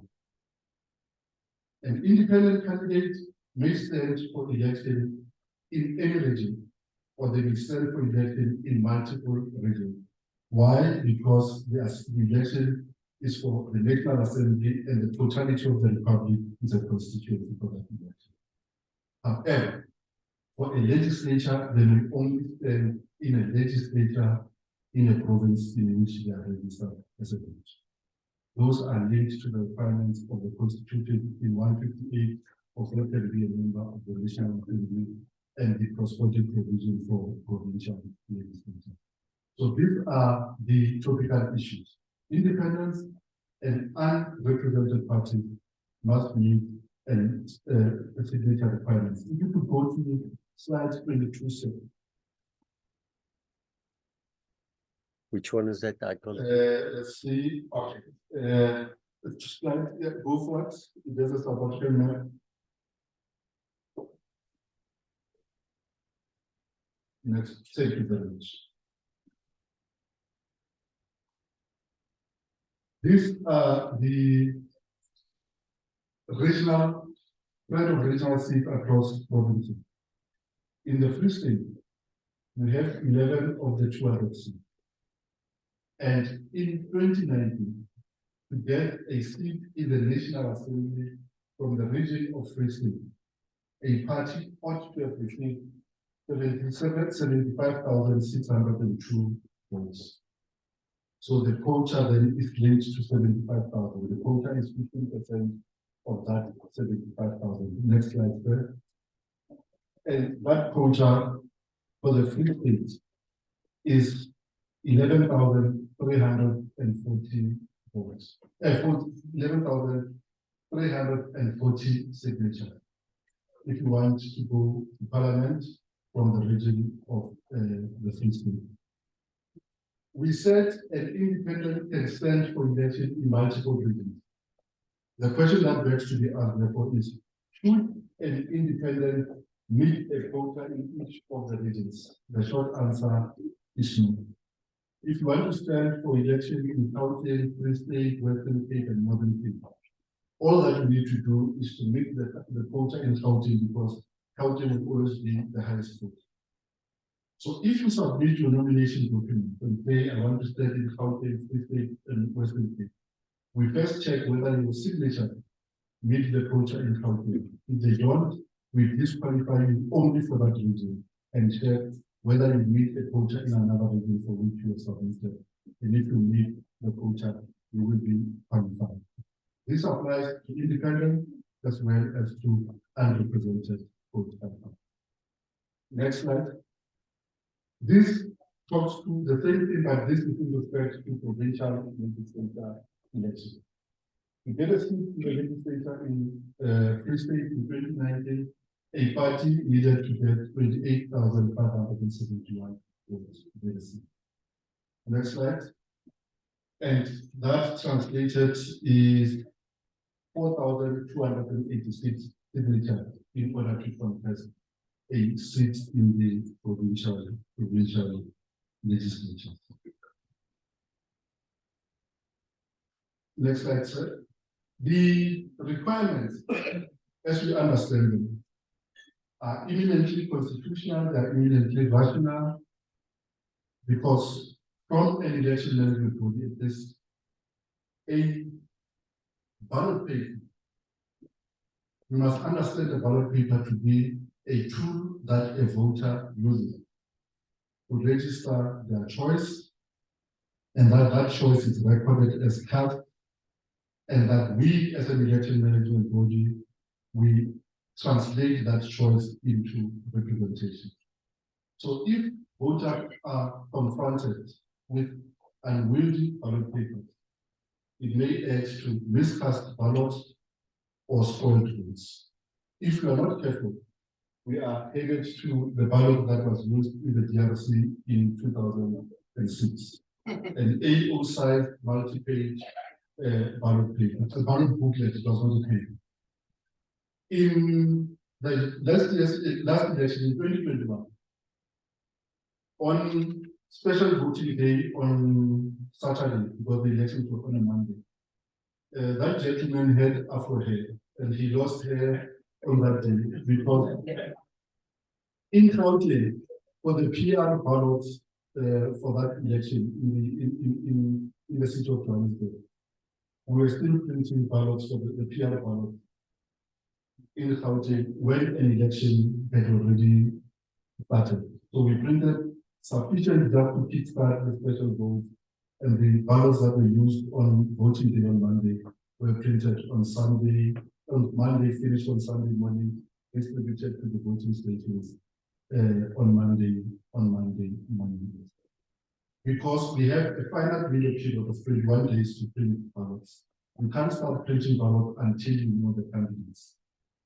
So you must first know the candidates before you print the ballot. And what we learned was that it was just by sheer luck that the ballot was that size, because we had reached the maximum printing capacity in the country. Printers in the country tell us we can print anything up to 610 millimeter length. Beyond that, we must use different presses that will double the time, or we must look at other layout of ballots. We've always retained the long ballot because from the research that we've done, voters prefer sequencing of parties one after another. For this election, it is unavoidable that in certain regions and provinces, we are going to have to set up the ballot paper in a two-column unit at least, so that we can accommodate the number of parties. So voter education, balloting education must speak to that, so that the person knows that they only make a single mark and they don't make marks in both columns. Around ballot again, the number of ballots, these are implications for voters now. The number of ballots have increased. Hitherto, we voted on 2 ballots for the National Assembly. For the National Assembly election, the 2-tier system, you receive a single ballot. And because the elections were on a closed party PR system, the ballot was counted twice. So you marked one ballot, but we counted it twice, once in the region and for the second time in the national commission. To retain that will be unfair to independent because you are offering a voter a binary choice of an either or vote. So a second ballot for the National Assembly is introduced for the regions. So a person may vote for a party at the national or vote for an independent in the region, or vote for an independent in the region and spoil their ballot in the national, or vote for national and regional for parties and not for independent. One of the things that has been said is that a vote for an independent is a repudiation and a rejection of a party system. The data does not support that conclusion. In 2021 elections, if you take the 3,000 wards at which there were independent candidates, there were more votes cast for party candidates than were cast for independent candidates. So a vote for an independent cannot be said is a rejection of a multi-party democracy system. Let me be controversial a bit, but I'm not straying out of the constitutional point. Since 1994, the number of parties that contest elections has increased exponentially, but that has not resulted in plurality of voice in legislative assemblies. Parties have increased from 70 to 48 in 2019, or combined 78 unique parties that contested 2019 elections. But the number of parties represented in the National Assembly has plateaued at 13 parties, if you include the minority party, has plateaued at 13 parties. So the proliferation of parties has not led to plurality of voice and plurality of representation. And we must keep this in mind. The ballot is the only tool that a voter has to record their choice, and hopefully that choice is recorded as cast and counted towards representation. Next slide, sir. Another one. Yeah, these are just the illustration of what I've been saying of the 3 ballots. So we have in the regional election, you have independents and parties. In the legislature, you have independents and parties. And we have one ballot that will be common across the country because we only have parties. So we're moving from managing 10 elections on one day to managing 19 unique elections on that same day. It may be a hardship on voters, but if you consider that in the majority of municipalities, voters are already accustomed to voting on 3 ballots. The only voters that vote on 2 ballots are in the 8 metro municipalities. So a voter who votes in a local municipality receives their PR ballot for the municipality, their PR ballot for the district, and they receive the vote ballot.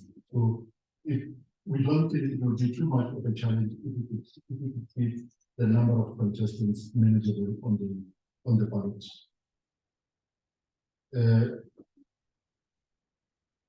Next, yeah, seat allocation. The seat allocation or the mathematics of taking seats and translating them into people on seat has not changed. It has been retained since the breakthrough in 1994.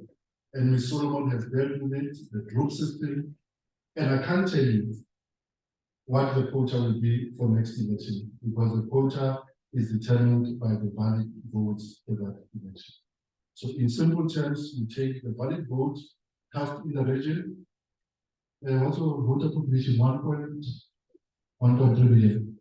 If 800,000 people vote in the precinct, we have 800,000 votes. We take 800,000 votes, we divide those by the number of seats in the legislature, which is 30, you add 1, which is without fractions, and the answer is your quota for a seat in the legislature. The thing that needs to be said essentially, both parties and independent candidates must meet the same quota. There are no separate quotas. A party and an independent meet the same quota. If a quota is 30,000, a party that gets 30,000 votes gets their seat, an independent that gets 30,000 votes gets their seat. What happens then if a party gets 90,000 votes when a quota for a seat is 30,000 votes? Because a party is an association, it submits a list of candidates. You elect from a list, you elect a list. So you get your first 30,000 gives your first seat, your second 30,000 gives your second seat, the third 30,000 gives you your third seat. As an independent, because they are an individual, they can only represent, they can only be elected to a single seat. If they get 90,000 votes, they get their seat and the balance of their votes. You can call them wasted votes. I refer to them as votes that do not count toward representation. This is unfair. This is the system unfair. Remember, that Parliament's role was to accommodate independence in a system that is, for all intents and purposes, is intended to result in a proportional outcome, which is a system intended for party. So if an independent gets their one seat that they're entitled to, their constitutional rights have been vindicated. That is according to the scheme as it stands. What happens is wasted vote a phenomenon only for independence? No. If a party gets 40,000 votes and a quota for a seat is 25,000, the balance of the vote, if they don't rank high enough to get a seat as the highest remainder, they also do not count towards the representation. We may say a lot of things about the electoral system that was designed to usher in the transition in 1994. What we can say, however, factually and truthfully, is that it was ill-considered, it was irrational. That we cannot say. The system was well considered. It served a historical purpose. Because let's take, for example, if you were to apply a first past the post electoral system in 1994, or any time from 1994 to now, you would obliterate all political parties and would end up with the DA and the ANC and maybe the EFF since it started contesting. Because if you superimpose the result on the 60 or 57 constituencies that were proposed in the transcribed report, none of the other parties get a vote. And because we do not have an electoral threshold, and by that we mean a party does not have to first meet a certain percentage of support to get a seat. There's no threshold to support. If you meet a quota, you get a seat. If you are the highest senator, you also make it, you make it a seat. So we find a situation where parties with less than 2% support, they may get a seat or even more than two seats in the legislative assembly because there is no threshold. Even though there was a threshold, we say when we allocate results, we only look at parties that receive 5% and more. And all the parties that receive less than that will not receive it. In its true form, a peer system in the country up to now has led to in excess of 98% of the votes counting toward representation. In other words, there's very few wasted votes arising from that system. But that won't be the case with the inclusion of independents because by their nature, they have a distorting proclivities for proportionality. They will distort proportionality. There is no incentive. There is no incentive. Next slide, sir. Next one. Yes. I've really highlighted this. This is another challenge to in the One South Africa movement case in the conference. We are challenging the method of recalculating seats in the event an independent loses membership of the nation of the assembly during the term, or where a party had submitted a list with fewer names than the seat that they get if any forfeit seat. So in those instances, there is a recalculation to determine the new vote. But if an independent loses membership of the National Assembly, there will not be a province-wide by-election to replace that independent. In fact, in the second iteration of the bill introduced by the minister had sought to be fair to independents and reserve the seat left vacant by an independent to be filled by another independent. You could understand the rationale. However, it offends at least two democratic principles: the will of the people and the equality of the vote. Because if you were to reserve a seat to be replaced by another independent, all that it means is that you may have to overlook a party that had more votes and look for an independent that had 2,000 votes when a party was a party with 20,000 votes. And if you do that, you dilute the equality of the vote principle and you also offend the principle of the will of the people. Because if the people choose that there should be 10 independents and you go and add an 11 independent, it is not the will of the people. So as it relates to the recalculation, the argument by the applicants, as we understand it, is that it favors the parties, they use the bigger party. We explain it as follows. The recalculation is a mathematical outcome that favors parties with greater proportional support. And how do we do that?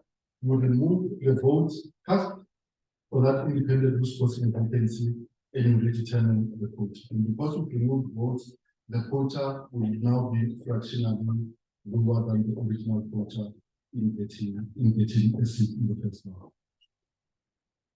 Next slide, sir. I'm moving towards concluding. In recognition during the parliamentary process that there is a mismatch of expectations. There are people who expected broader electoral reform out of this process when Parliament was only seized with accommodating independence to bring the electoral act in line with the Constitution. The law prescribes a process of broader electoral reform. So within 4 months of the passing of the act, the minister, and it's a parental term, the minister must establish an electoral reform consultation panel.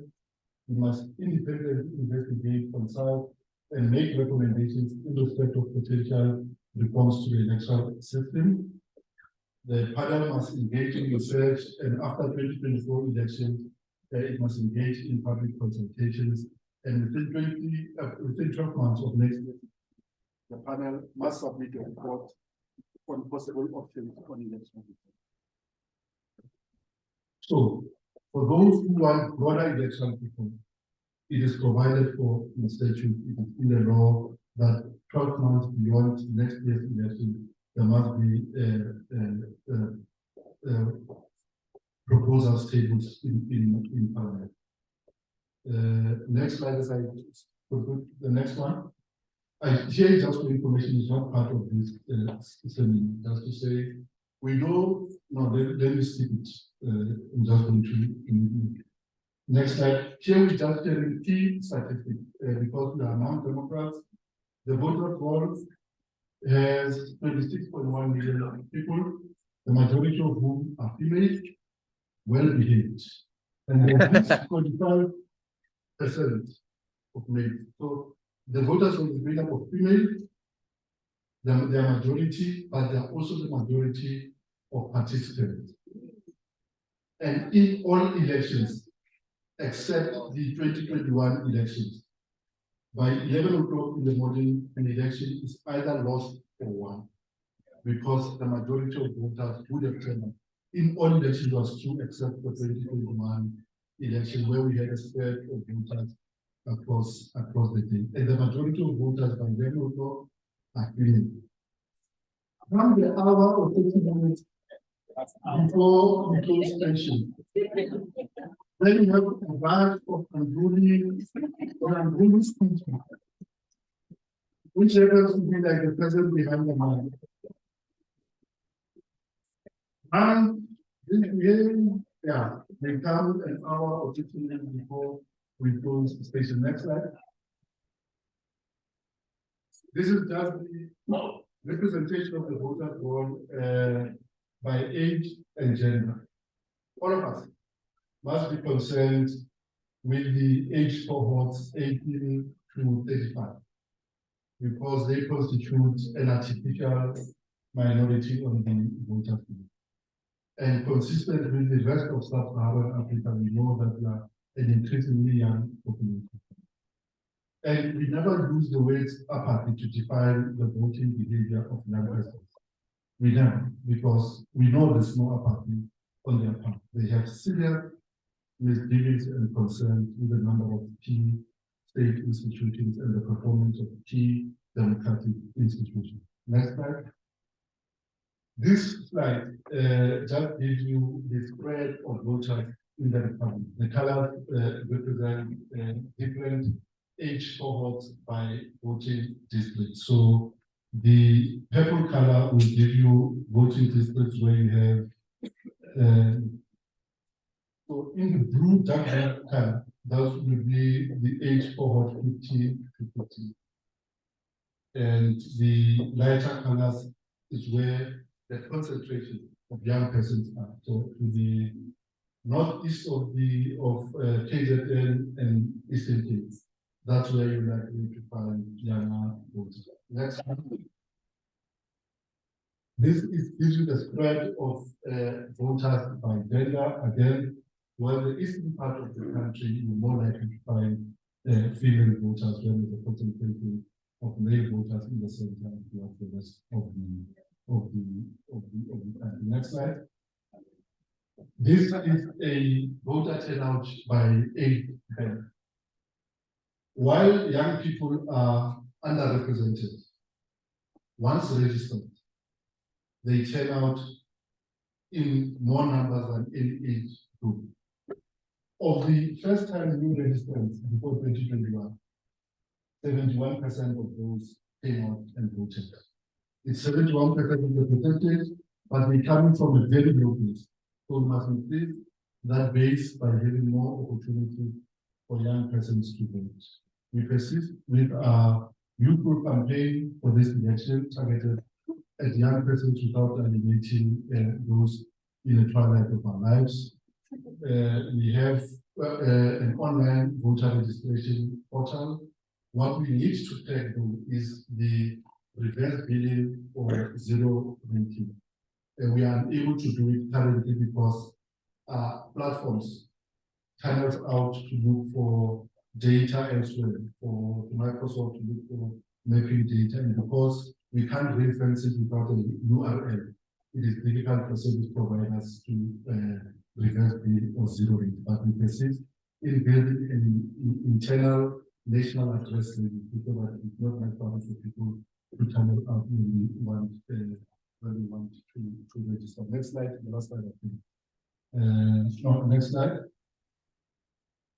Yeah, this is a national thing that gives you a free state to some of the MEC. This is what we are putting at the Electoral Commission. We never conclude anything without taking out our begging head and say the network of voting stations, there's 1,575 in the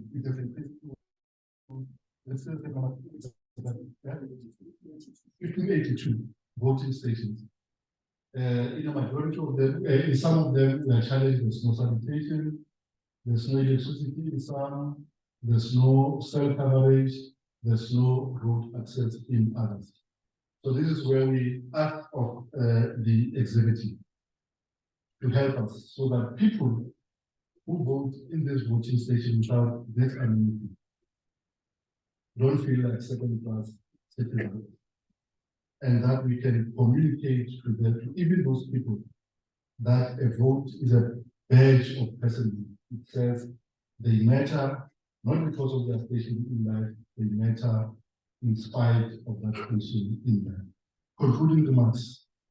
Independents are accommodated within a system intended for political party, and therefore it is not perfect. To that end, there is a process that I outlined to deal with broader electoral reform after the elections, and that all candidates must meet the same quota to get a seat. Independents don't have to get more votes than parties in order to get a seat.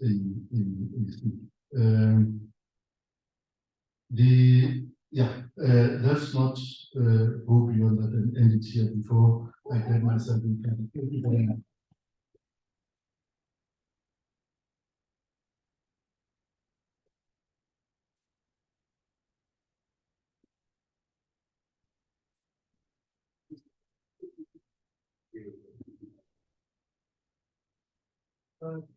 Ladies and gentlemen, once again, I think that was quite insightful, and that goes to show, Mr. Sheburi, when you have been in charge of 6 general elections, that experience comes through.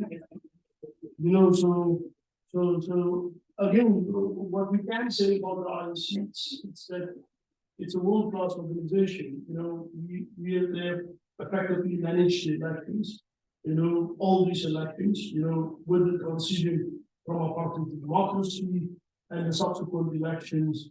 And once again, we again stand, as he explained, that when we look at elections, the reforms, broader reforms, in 1989, Francis Fukuyama wrote an article called The End of History.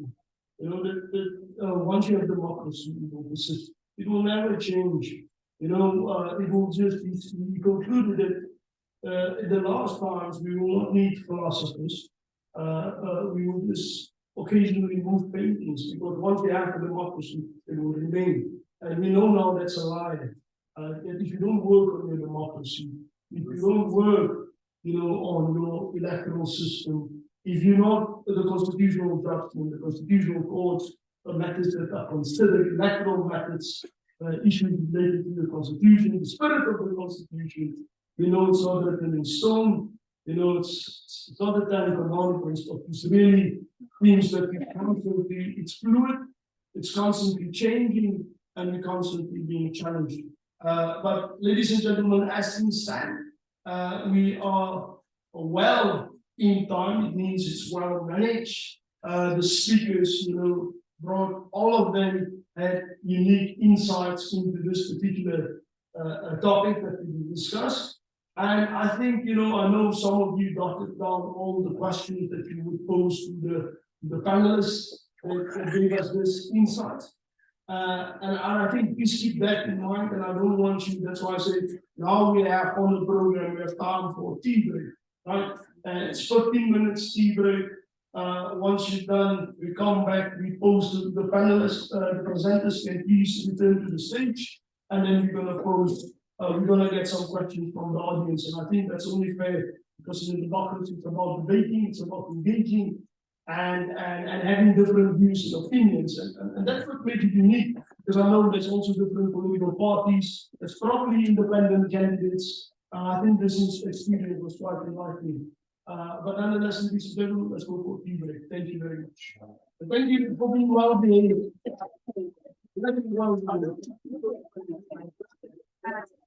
Or they can use rovings. What is easiest? That ones they can share. Yeah, but you can put it on. It's not a problem.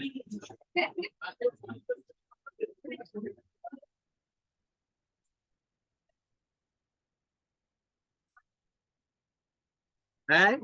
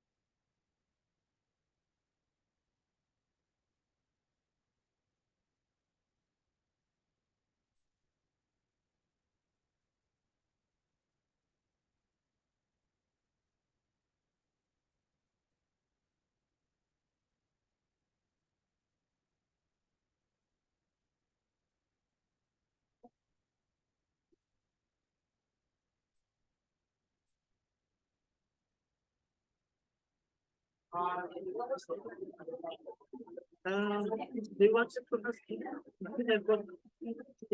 Pardon? But I? Yeah. Yeah.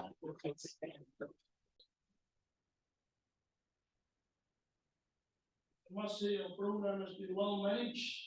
And when you're well in time, I just gave a bit of time in terms of the sign language interpreter, maybe a colleague will arrive as well. And the panelists quickly had, brief interviews with the media with regards to some of these issues that we discussed. But nonetheless, ladies and gentlemen, I think the most important part that starts now with this particular session is the questions and answers. But ultimately, we've heard the various presenters, and then I will then nominate. You'll see what range is that we have roaming mics. There's I believe there's 2 roaming mics, amongst the audience. Can you please get another roaming mic? Wait. Roaming mic. So we will have roaming mics amongst the audience. We will have questions, a third round of questions, and then we're gonna, after the third round of questions, we're gonna, should I not use the word solicit, responses, or should we say not bad for responses, but we're gonna get responses from our esteemed presenters, ladies and gentlemen. So here's the panelists. By show of hands, can you, when you ask your question, can you also introduce yourself? Introduce the particular organization that you represent, or whether it's a political party, various institutions that are represented here today, and then just introduce and then pose the question. And please indicate to who you pose the questions. And I ask from the presenters that they also take note from each question. Thank you, ladies and gentlemen. Can I have by show of hands? We have, ladies and gentlemen, you'll be number 1. Thank you very much, sir. You noted. Have another question? There's another question. The gentleman there in the back. See his hands. Number 2. Here's another gentleman. There's a third question. Here in front is a 4th question. And here we have 5th. We're just going to keep it at 5 questions for now. As the first round. Oh, let's make it the 6th. You all be noted, right? So we have to. So if I say 1, you will raise your hand and we continue in a chronological order. Thank you very much, Mr. Jekyll. We can proceed to the first question. Thank you very much,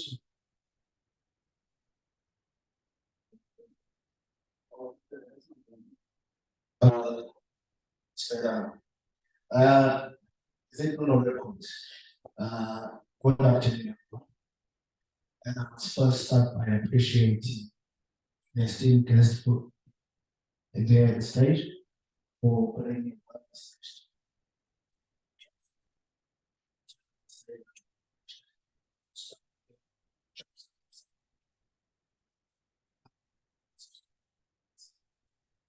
I have 1 or 2 questions, but I would they'll have to be paraphrased in an language to make it easier for everyone to understand.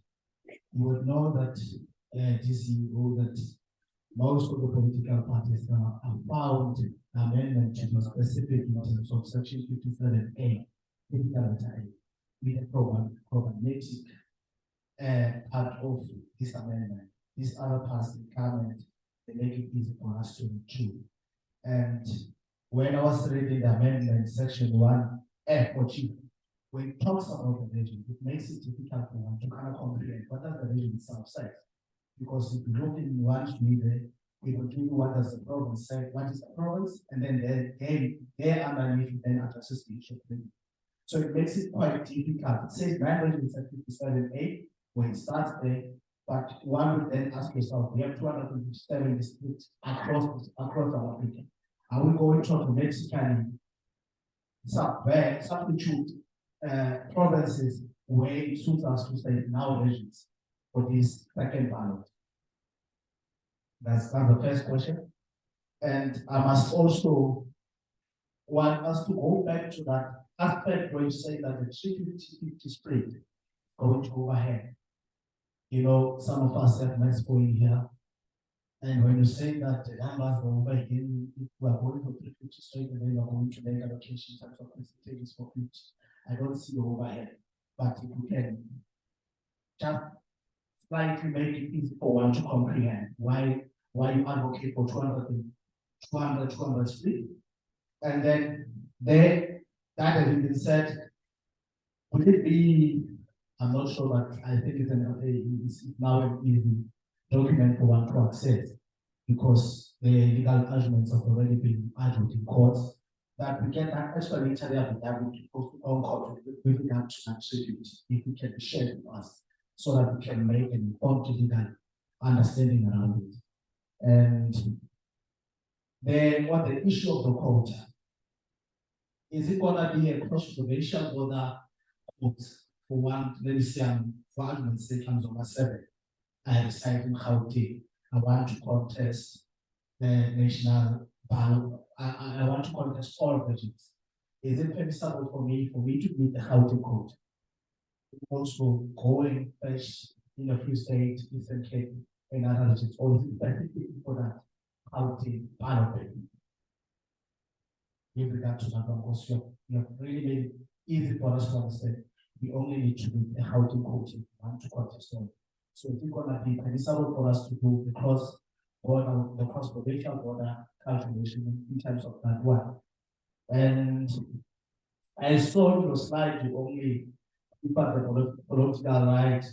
I saw you wrote section 19 all of the constitution, but the right to disassociate also refers to section 18, right of association. I saw representation didn't that one sufficient for one to kind of make a fair understanding with regard to the country's legislation. And other questions, but then maybe second round I will come back again. Thank you. Thank you. So you started off that you said you're going to ask 2 questions, but you asked a mouthful of questions. But which is needed that you engage with these questions. But I think most of these questions are directed to Mr. Sheburi, because he is the person that deals specifically with that. That's operational matters that explain the various ballots, and then the right of association.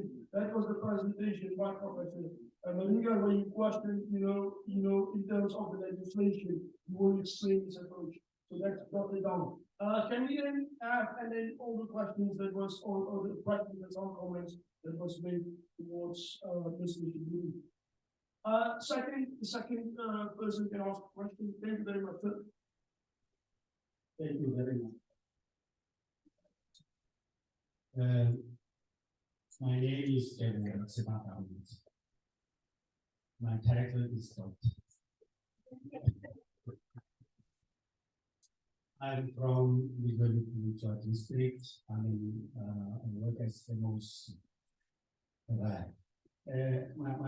I've got 3 questions. The first question is directed to our esteemed academics, researchers, and the second one is directed to my boss.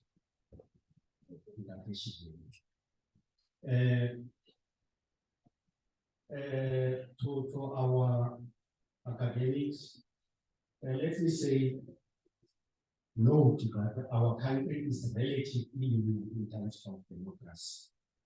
Actually, we are a second from South Sudan. And here we are grappling with how to accommodate people and comply in terms of constitutional requirements. That's a new thing. And then we can see that with the outcome of the constitutional court, we rejoice somehow that this victory and whatever. And now we're grappling with how do we put this into operation. And it only becomes clearer that what we rejoice about is not what is going on. Hence, the court cases that are now still going on. Now, my question is, can researchers go deeper in terms of research, particularly in terms of comparative studies, those case studies from different countries? I have democracy has been practiced in other countries for ages, and then see how to manage this thing so that we create harmony. Because I can see as of now, it's very chaotic. I can't think it's going to be put into practice as we are talking. So my plea is that as researchers, please go deeper, and then you are not constrained by a lot of things. You are independent.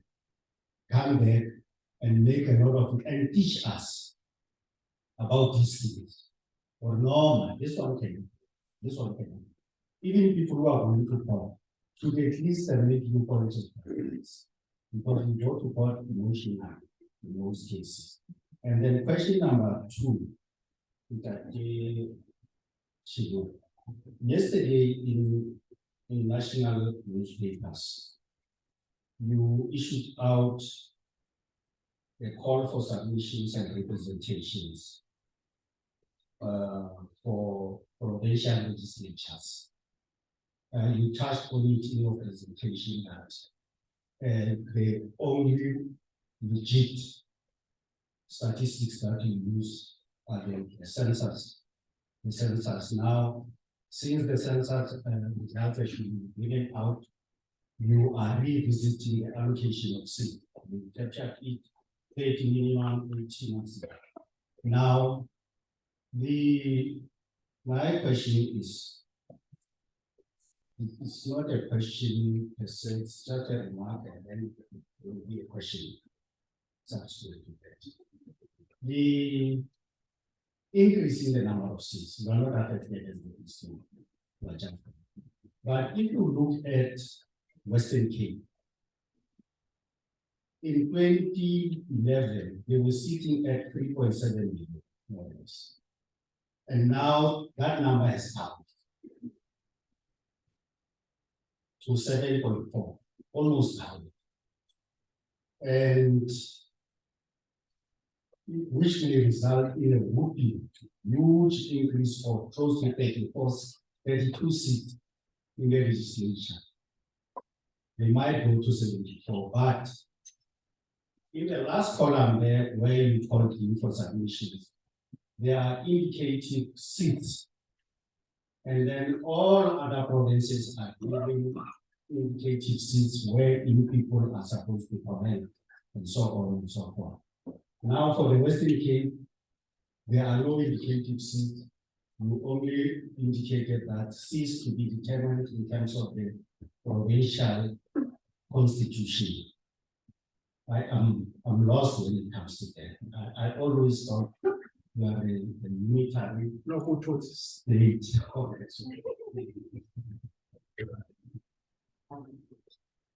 Thank you very much, sir, for those questions. The last question is ladies and gentlemen. Thank you very much. Perhaps just to introduce myself, I'm Dr. Donald Chowdhury. I'm the newly appointed Provincial Managing Officer.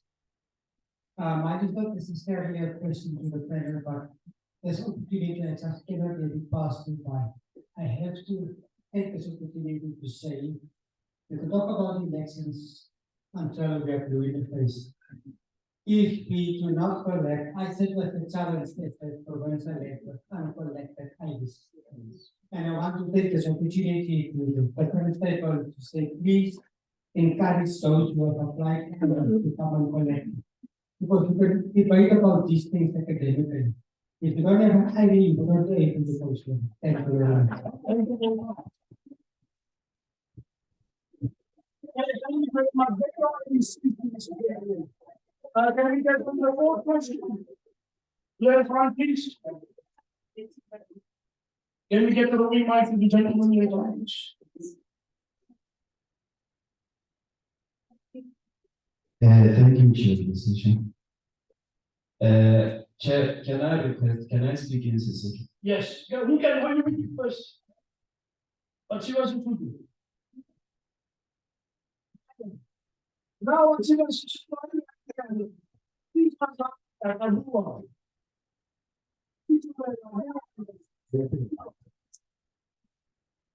Chair, the session.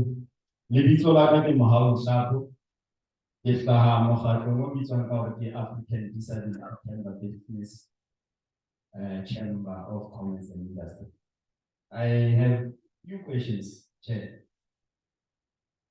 And I will apologize for that.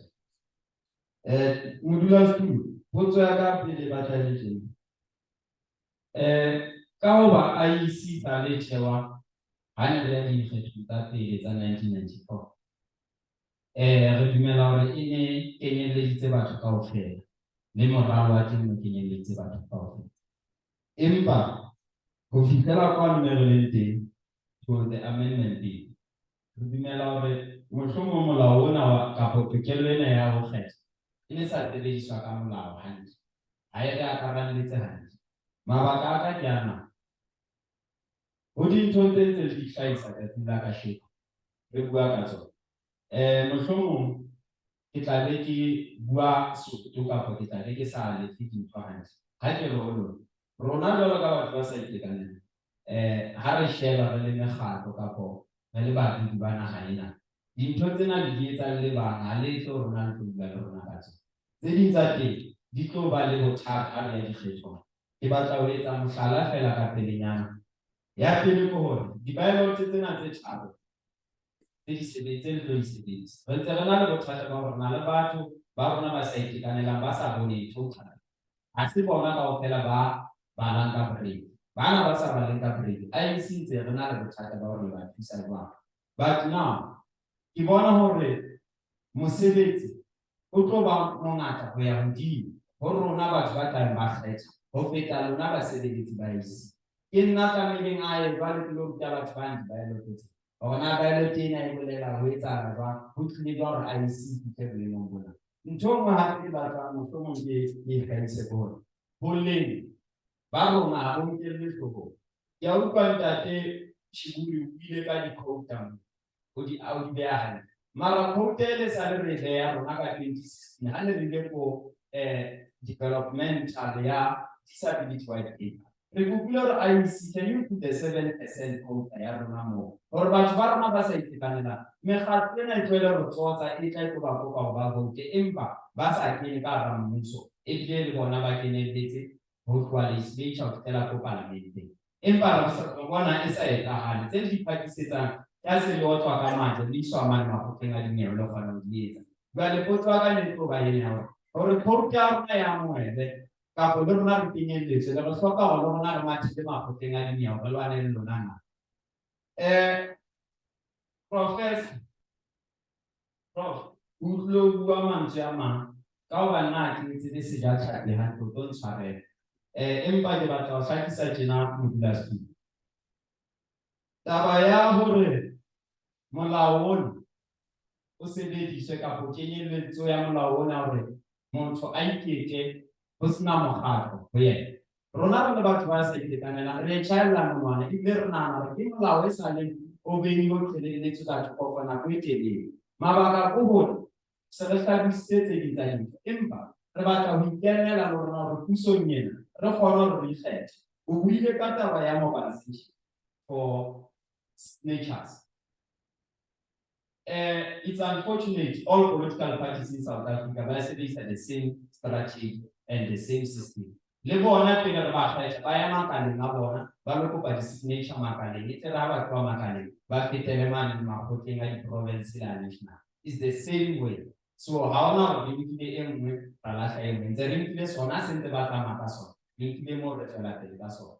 What we want to say as the secretary ho amohela motho a iketse ho sena sesebediswa se hloohong ya hae e leng mokga ho mo fa tokelo e felletseng ya hore a ka sebetsa le mang le mang le mang ka hara setjhaba, a ka bua le mang le mang ka hara setjhaba, ebile a ka bona e le hore o qetella ha fihlelletse taba sena kaofela hobane mekgatlo ya dipolotiki e a nyenyefatsa e ya moo me e le horeng ke le bana le ba kgethwa ba bangata teng e be bakeng tsa ntse e le hore ba tseba ha bana tjhaba se sengata ba tla di nka ba di phetele ka thoko. Ebile sena se ka re thusa hore ha rona re e le hore re ba le ba ikgetheng ba ikemetseng re bona ho le hantle hore le rona jwalo ka batho ba sa itekanelang re tla kgona ho nominate wa rona re mo kenyelletse ebe re ka ho ba 4,000 mona re hloka 4,000 Freestata re tla mo fa yona re bangata le ho feta 4,000 ebe jwalo tla kgona ho beela ka hara parliament kapo le ka hara lekgotla la ditsamaiso la Freestata. Taba ya ho qetela ke ena ntate Sheburi.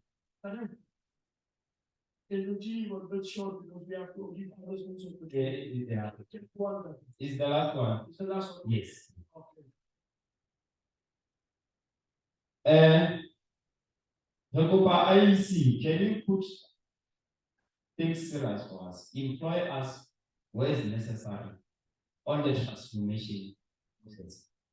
You cannot transform the systems, the institution, but you don't capacitate what you call the human capital. So both sides we need capacity. We call voter registration. That means we voter education. Re tla re tlo ruta tjhaba sa rona ka melao theo e metjha kapo melawana e le hore le beileng. Ke a leboha. When you go on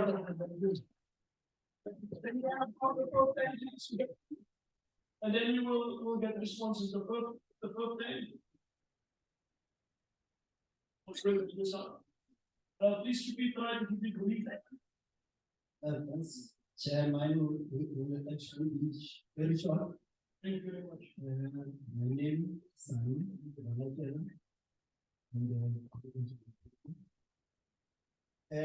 listening to actual fact I want to comment from Prof. He actually indicated that independent candidates are actually not independent. That is exactly what he said. And that is actually true because most of the independent, they are going to, except for that exceptional case or exceptional cases, most of them are going to merge after. So meaning actually they were not independent. So don't you think, Prof, maybe that scripting of floor crossing can best maybe fit here in the national and provincial, rather than there at the local, because at the local there is a want. So it's understandable that people, when they say they want these people at that one, you can't have, or you can't just move to something else. Maybe here, your comments, don't you think that scraping or that outlawed law crossing can best fit here in the national and provincial? Because in actual fact, people need a specific individual. That is why if I need Mr. Chabalala, is not elected, they have elected Mr. Liba, that is when maybe people will end up saying Mr. Chabalala be independent, meaning he was actually not independent. Okay, thank you very much. Can you have then the 6th question and then we get response there at the end? Also, sir, I believe. Thank you very much, Chair. I see you've been intimidated by previous speakers. I will indeed be brief. Thank you very much. My name is, my last name is Duterte. I stand here representing the African National Congress at a provincial level. Perhaps to preface my question or questions with the following. Taking from a leader of a country in Southeast Asia, this which said on the 13th of October 2021, very briefly, that democracy, I quote, is not an ornament to be put on display, but an instrument for addressing the issues that concern the people, close quote. And this quote is attributable to none other than the General Secretary of the Communist Party of China, Xi Jinping, and I agree with that entirely, consistent, of course, with Section 1D of our Constitution under the founding provisions in our context, that is multi-party system of democracy, etc. I'd like to say the following. Certain segments of the opposition, the media, tend to craft certain narratives to suit themselves in terms of our participation in our democratic system. And I'll tell you what I mean by that.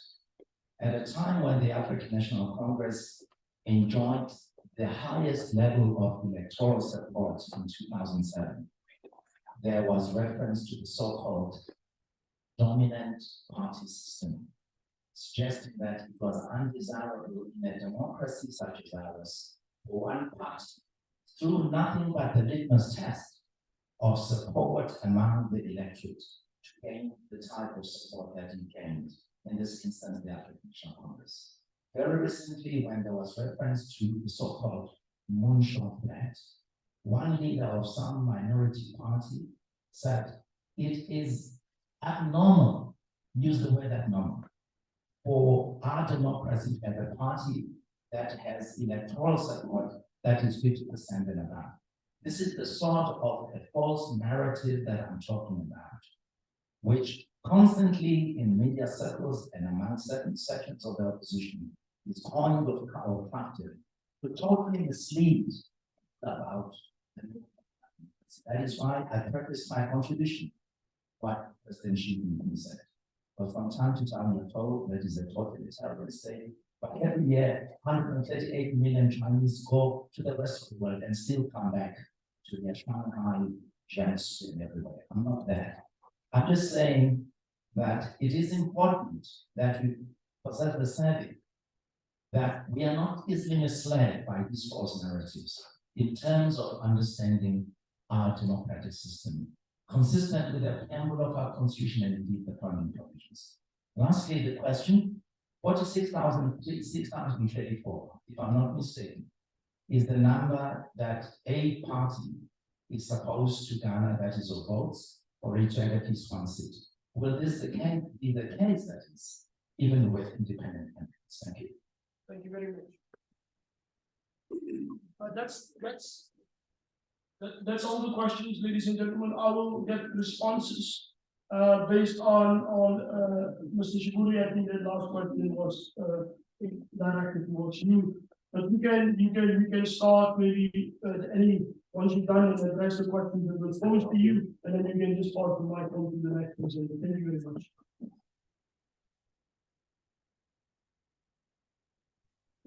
Thank you. See why we don't have innovation in that song. I can't even operate tonight.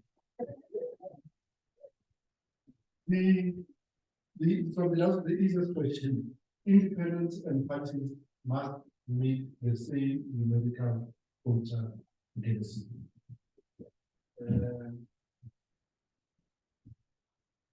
Now, let me say the questions are noted. We have even our own internal quotas. For staff, we are bound, like all other constitutional entities, by the Employment Equity Act, to which we try to meet the target and we report on that one. We also work with organizations representative of persons with disability. so that we can propagate the message, but more importantly, get people for certain positions that we have from time to time in the election commission. We don't always succeed, but it is not the one of challenge. If there's anything to add, I'll leave it to my PO colleagues. Assistance to voters with disability. The scheme is as follows. One, we have what we call special things. The person causes an application to be made on their behalf if they can do so themselves. That will be for people who, owing to a physical condition, cannot physically attend to a voting center. If we approve your special vote, we will come to a place where you are confined to extend the special vote to you.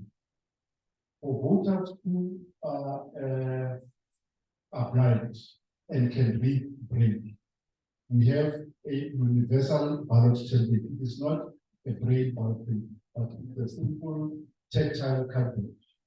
You insert the ballot in it, and if a person can read braille, all that they need to do is for someone to tell them the sequence of party. And because they can read braille, they can find the number that corresponds to the party and mark their ballot in secret without disclosing their choice. Because we do not have electronic voting, we do not have advanced mechanisms like voice and those type of things that would assist us to expand the vote to people with disability in an unassisted manner without disclosing the secrecy of the vote. However, if a person can write or can read or can read or can see, we can assist them, but unfortunately, in those circumstances, we don't have to disclose the secrecy of the vote because we must administer that assistance in the presence of party agents. Why party agents? So that we ensure that the mark that is made is as instructed by the voter, and that our staff member has just transferred the vote to the gentleman, Doctor from Home Affairs, thank you for that message.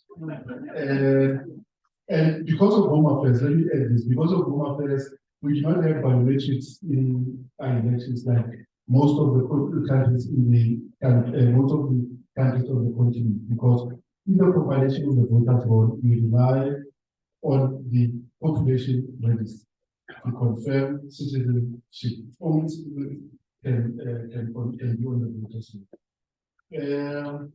The doctor from the IEC, the call for representation in respect of legislation. The statement next to the Western Cape is as simple as follows. The normative provisions for the determination of number of seats is found in section 105(2) of the Constitution.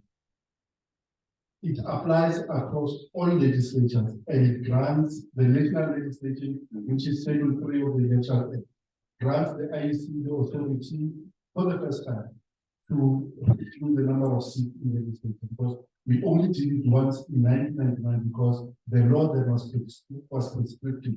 It said for the 1999 election only, the IEC must determine the number of seats. So that limitation has been removed.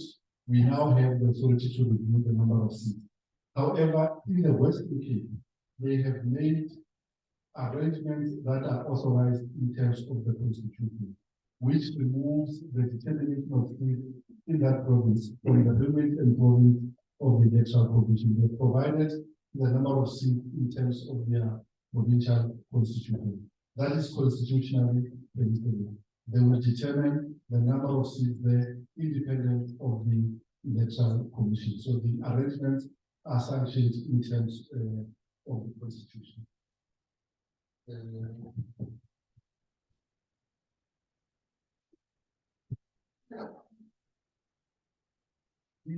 The first question, I'm not sure if I got your question, your name correctly. Is it Zola or Zola? You don't mind if I refer to your first name? Okay, thanks for that. The region appears only in section, in Schedule 1 capital A, which deals with the allocation of seats or the mathematics of an election. Why region? Region Ms. Solomon spoke earlier about the legislature being a two-tier system, regional and national. The regions were conceptualized in order to avoid the National Assembly from being overrepresented by certain regions. For example, if you do not have the spread of seats across the 9 regions, it was likely that we have parliament made up of people from Cape Town, Johannesburg, Pretoria, Devon, and those are the people. So region in the context of seat allocation refers to a province. They have the same territorial as a province. There is no other region below a sub-province. So a region should equate to a province in that instance. Let me try to simplify the overhead of 350 and 50. Let's take no, Coke will be a good example. Let's take no, Coke is a national party. Let's take Kwamkwena for instance. If the Kwamkwena stood national and also stood in the region and also national, and because the Kwamkwena is strong or has a concentration of support in a region called the Free State, they get most of their vote in the Free State. And when you allocate seats, they are entitled to more seats because they've won most votes in the region of Free State. But when you take the totality of the country, you find that their seats are more than what they are entitled to proportionally. In that case, if you allocate the seats at 350, it means you must remove some of the seats from the Kwamkwena, or you must take a seat from another party to give to the Kwamkwena, or increase the number of seats in the National Assembly from 400 to 401 or 403. All that we are saying is that the Electoral Act has not provided for that because Parliament took a contract decision to peg it at 200 and 200 to mitigate that risk eventually. And if we were to provide for 350 and try to find a solution of breaking overhead in the national legislation, which provided for an increase in the number of national assemblies, that would be patently unconstitutional. And if you took seats from other parties to restore proportionality, that would exclude proportionality, and your election results are likely to be challenged for want of proportionality. Legal papers, they are public documents. By all means, you can share those ones. The 15% of the content, and I think the prof spoke about it, about the litmus test. It's one thing to get 15% of signature so that your name appears on the ballot paper. That is the first game. And if you consider this, 15% across all regions bar the Northern Cape does not amount to more than 0.5% of voters in the province. It's only in the Northern Cape where it's over 1%.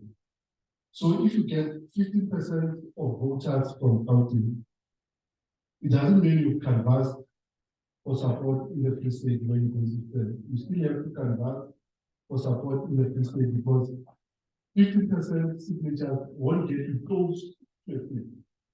You're still going to need votes close to the last quota for the province here was 25,000 votes, or the national thing was 72,000 votes. You're still going to need, if the voter cannot repeat, you're still going to need those amount of things. And as I said, I can't, my votes, I forgot them, I would have taken them out, but even they can't tell you what the quota will be because we only know the quota once we counted the total valid votes for that election. Yeah, no, I not include all the other references to the law. You are correct. Right of association is section 18. I've also not included the right to dignity, which is section 16 in the Constitution. In case I do not get last chance, ours, the democracy premised on section wanting, which is based on a common voters roll, a multi-party system of government. What do we mean by common voters roll? If you introduce qualification, then your voters roll is no longer common. So you have qualified franchise. It might be in feudal UK, where only people who have ownership of the land can vote. If you introduce a requirement for an address, that the person must give proof of address before they are on the voters roll, you introduce a qualifier to franchise. It is no longer common franchise. Important as those things are, but we must guard against introducing things that are not intended in the constitution, so that indeed democracy remains the preferred way of arranging a public affair. Thank you.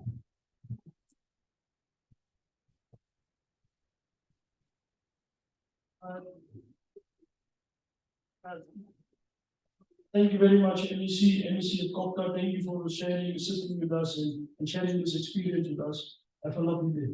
Thank you. Thank you, MEC.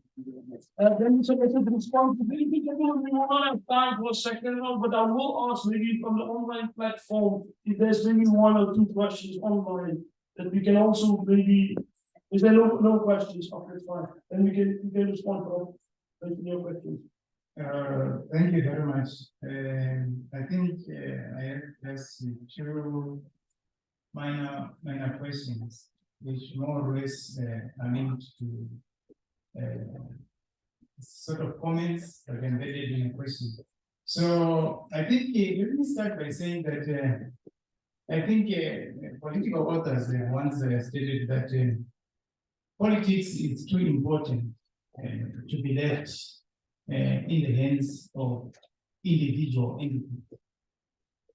And that is the reason why we are all here in the IEC together to engage, to discuss, but also to get information from IEC. It's because politics is too important in democracy. If it is too important, politics cannot be left in the hands of a few individuals. So I think it links to the question raised about trying to weigh democracy in South Africa vis-a-vis other countries in Africa and beyond. And in different platforms that we've had on elections, I think once there were discussions in Kenya, discussions in Zimbabwe, in other countries as well. And measuring IEC trying to convey in terms of how it runs elections, I think one of the findings, the arguments that was proposed was that IEC in South Africa has become a symbol and a metaphor for, let me call it, a figurative representation of how to run an election in a professional manner. Why were they saying that? Because one of the reasons was around preparedness, but also importantly, not just to prepare, but how to run an election. You may not believe it because you are in it. Sometimes when you have it, you don't value it. But those who are outside are trying to learn a lot from IEC, how they prepare an election, because an election does not start on the voting day, it starts with the preparedness. And I think this is the preparedness that we see, I think, with Dr. Apo in SESH. He's been doing a lot of work around in South Africa, but sometimes we do not notice it because we are already enjoying it. But there are many people in IEC who are doing this wonderful work. So when it comes to democracy and running of election, I believe South Africa can run an election more than better than many other countries in the West. And so this is very important in terms of this engagement when we talk about democracy and running of an election. I will not delve much on independent floor crossing provincial or local level, but I will give it to those who are saying it, your chance.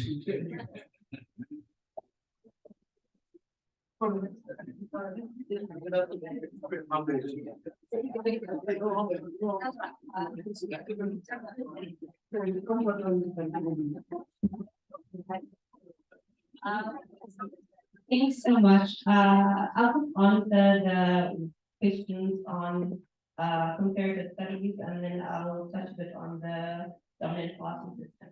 So with regards to comparative studies, I always think that while we have an excellent democracy, etc., I don't think that you ever reach a point where there isn't place for improvement. So I think that while it is important to obviously do comparative studies and find things that could work, I also think that we should take into consideration that South Africa has such a different context from other countries, and that what may work for them may not necessarily work for us. For example, we had apartheid and everything else. If you take a country like Tanzania, for example, their constitution indicates that if the president is from Zanzibar, then the deputy president must be from the other portion of the country. So they always have one Muslim leader and one Christian leader, which is how they balance things.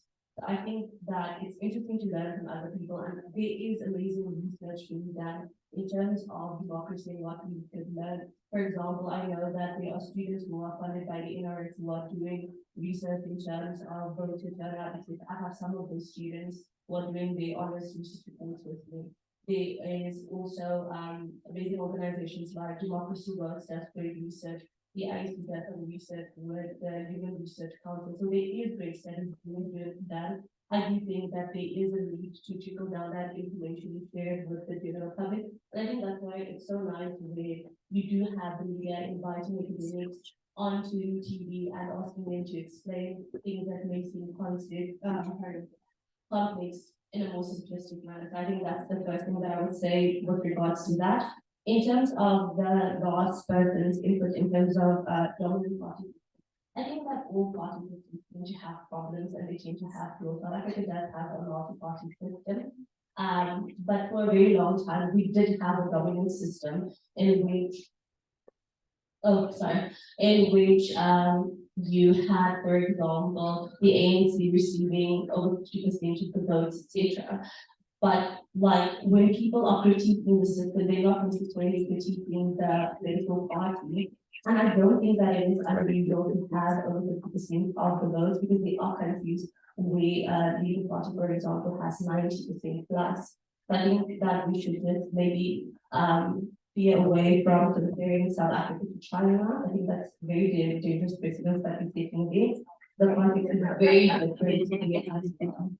So that's my thank you very much.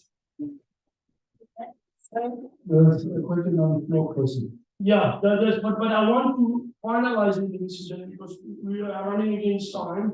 What I will do now, I'm going to synchronize because that question is also directed to you, sir.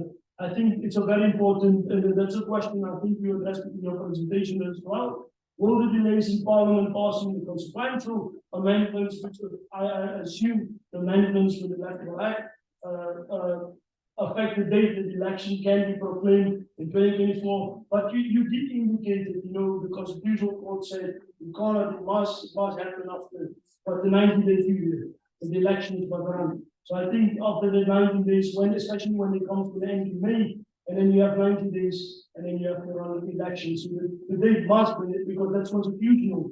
I don't think you can deviate from that because it's set in the Constitution, unless you have a two-thirds majority. But then you can now quickly respond on the floor crossing question. I didn't quite get the question from Cook, but floor crossing of the system that enables an elected member of parliament or legislature to switch allegiance. You are elected from a Coke party list, and there will be a window period, and you move from Coke to join another party, and your seat is still protected. So that act was repeated. So there's no longer floor crossing. If you cross the floor now, you lose membership of that assembly. So flow crossing was intended as a transitional arrangement to realign politics, because the way like a core challenge to pure politics, to realign politics, where people could move to challenges from parties or whose they were elected, to move to another party without losing membership of the national assembly, without an equivalent of flow crossing. If you move, you lose membership of the assembly because you're no longer a member of the party that got in the. Thank you very much. Thank you very much. Ladies and gentlemen, can we have a round of applause? Thank you, and I want to thank all of you for giving us this insightful presentation. Ladies and gentlemen, I think they will still be available if you want to visually ask questions to them. But now I want to call on the Provincial Electoral Officer of Limpopo, Maringira, Mateta, can you please send a vote of thanks? Can you give her a round of applause?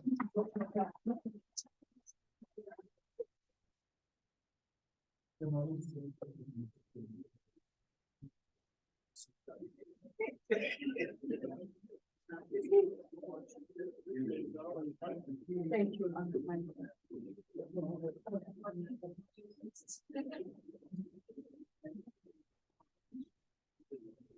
Well, thank you very much, Program Director, for this opportunity.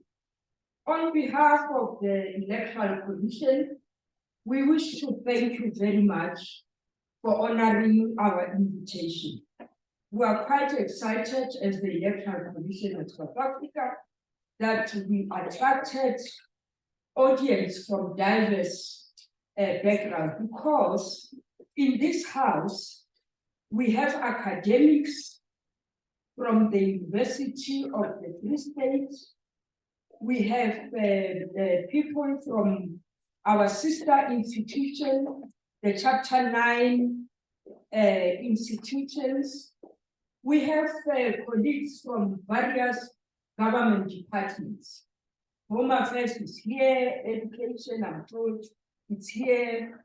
And we also have ICASA, Free State Agriculture, Agri-Forum. We have people from business chambers, the Red Cross, Human Science Research Council, South African Council of Churches, Catholic bishops, institutions of higher learning, in particular University of the Free State, Central University of Technology and Motheo, TVET. And in fact, we like it as an Electoral Commission because we want students to research and write papers. We want to create journals on the things we do. And I'm excited that the professor here is saying people are talking about us. So if people are talking about us, we must publish papers in journals. So I'm challenging the students who are doing master's, honors, or PhD to write about the good things that we are doing as South Africa.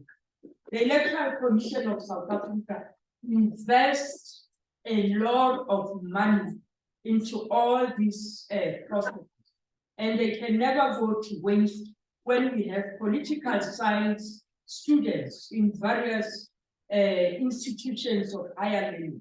So I'm challenging you, go out there, do research and write and publish papers in journals. Our country will stand out amongst nations if we do so.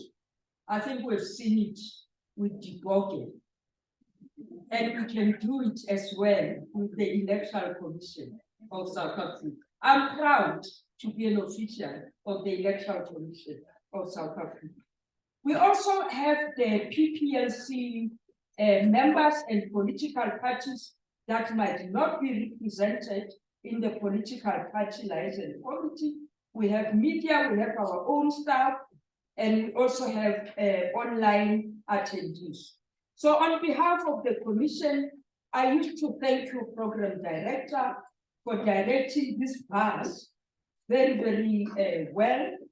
We also want to thank our manager for research and knowledge management, Dr. Rapo, who is always available to provide support to all the provinces with all these important seminars, thought leadership seminars. The presenters, we cannot thank you more, because I am sure you spent sleepless nights, you did research before you presented here. Miss Sanet Solomon, Godfrey Maringira, and our own GCO, and Sheburi. Thank you, all of you, for participating. We noted all the questions that have been put before our panel, and this calls for more and more engagement, so that when we go into engagement, our voters have a full understanding of what 2024 will be like. So on that note, I sincerely wish to thank you very much, and I hope you travel well to our various destinations. At this point, I'm going to call Mem Matabo to come forward, because we want to give a token of appreciation to all our panelists for all the efforts that they put into the preparation for this important sports leadership seminar. So over to you. Thank you very much.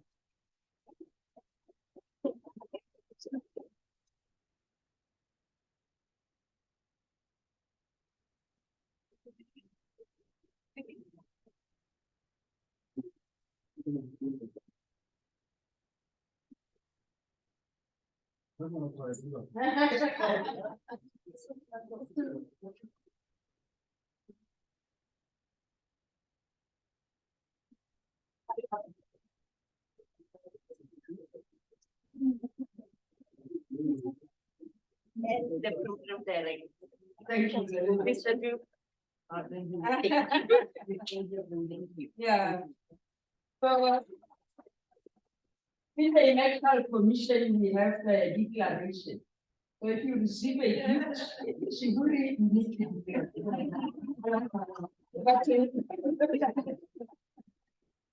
Thank you.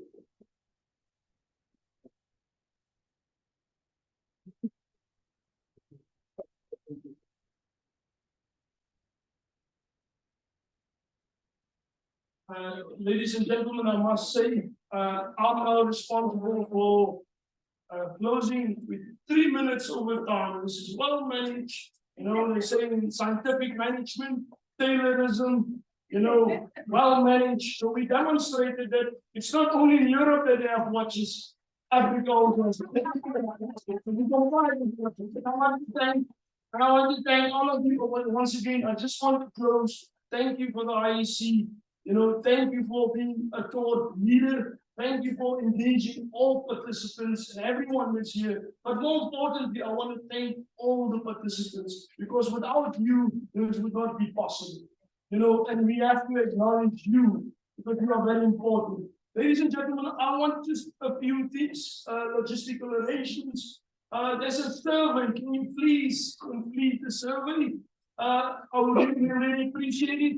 And then can we just ask, you know, while the rest is busy completing the survey, we ask that political parties and stakeholders, they can at least proceed to room 1, I believe, room 1 in the room, and then the rest of the of all the participants can have the lunch also. But once again, ladies and gentlemen, I don't have any words to express. I don't want to break my efficiency now. I officially close this program. Thank you. Thank you.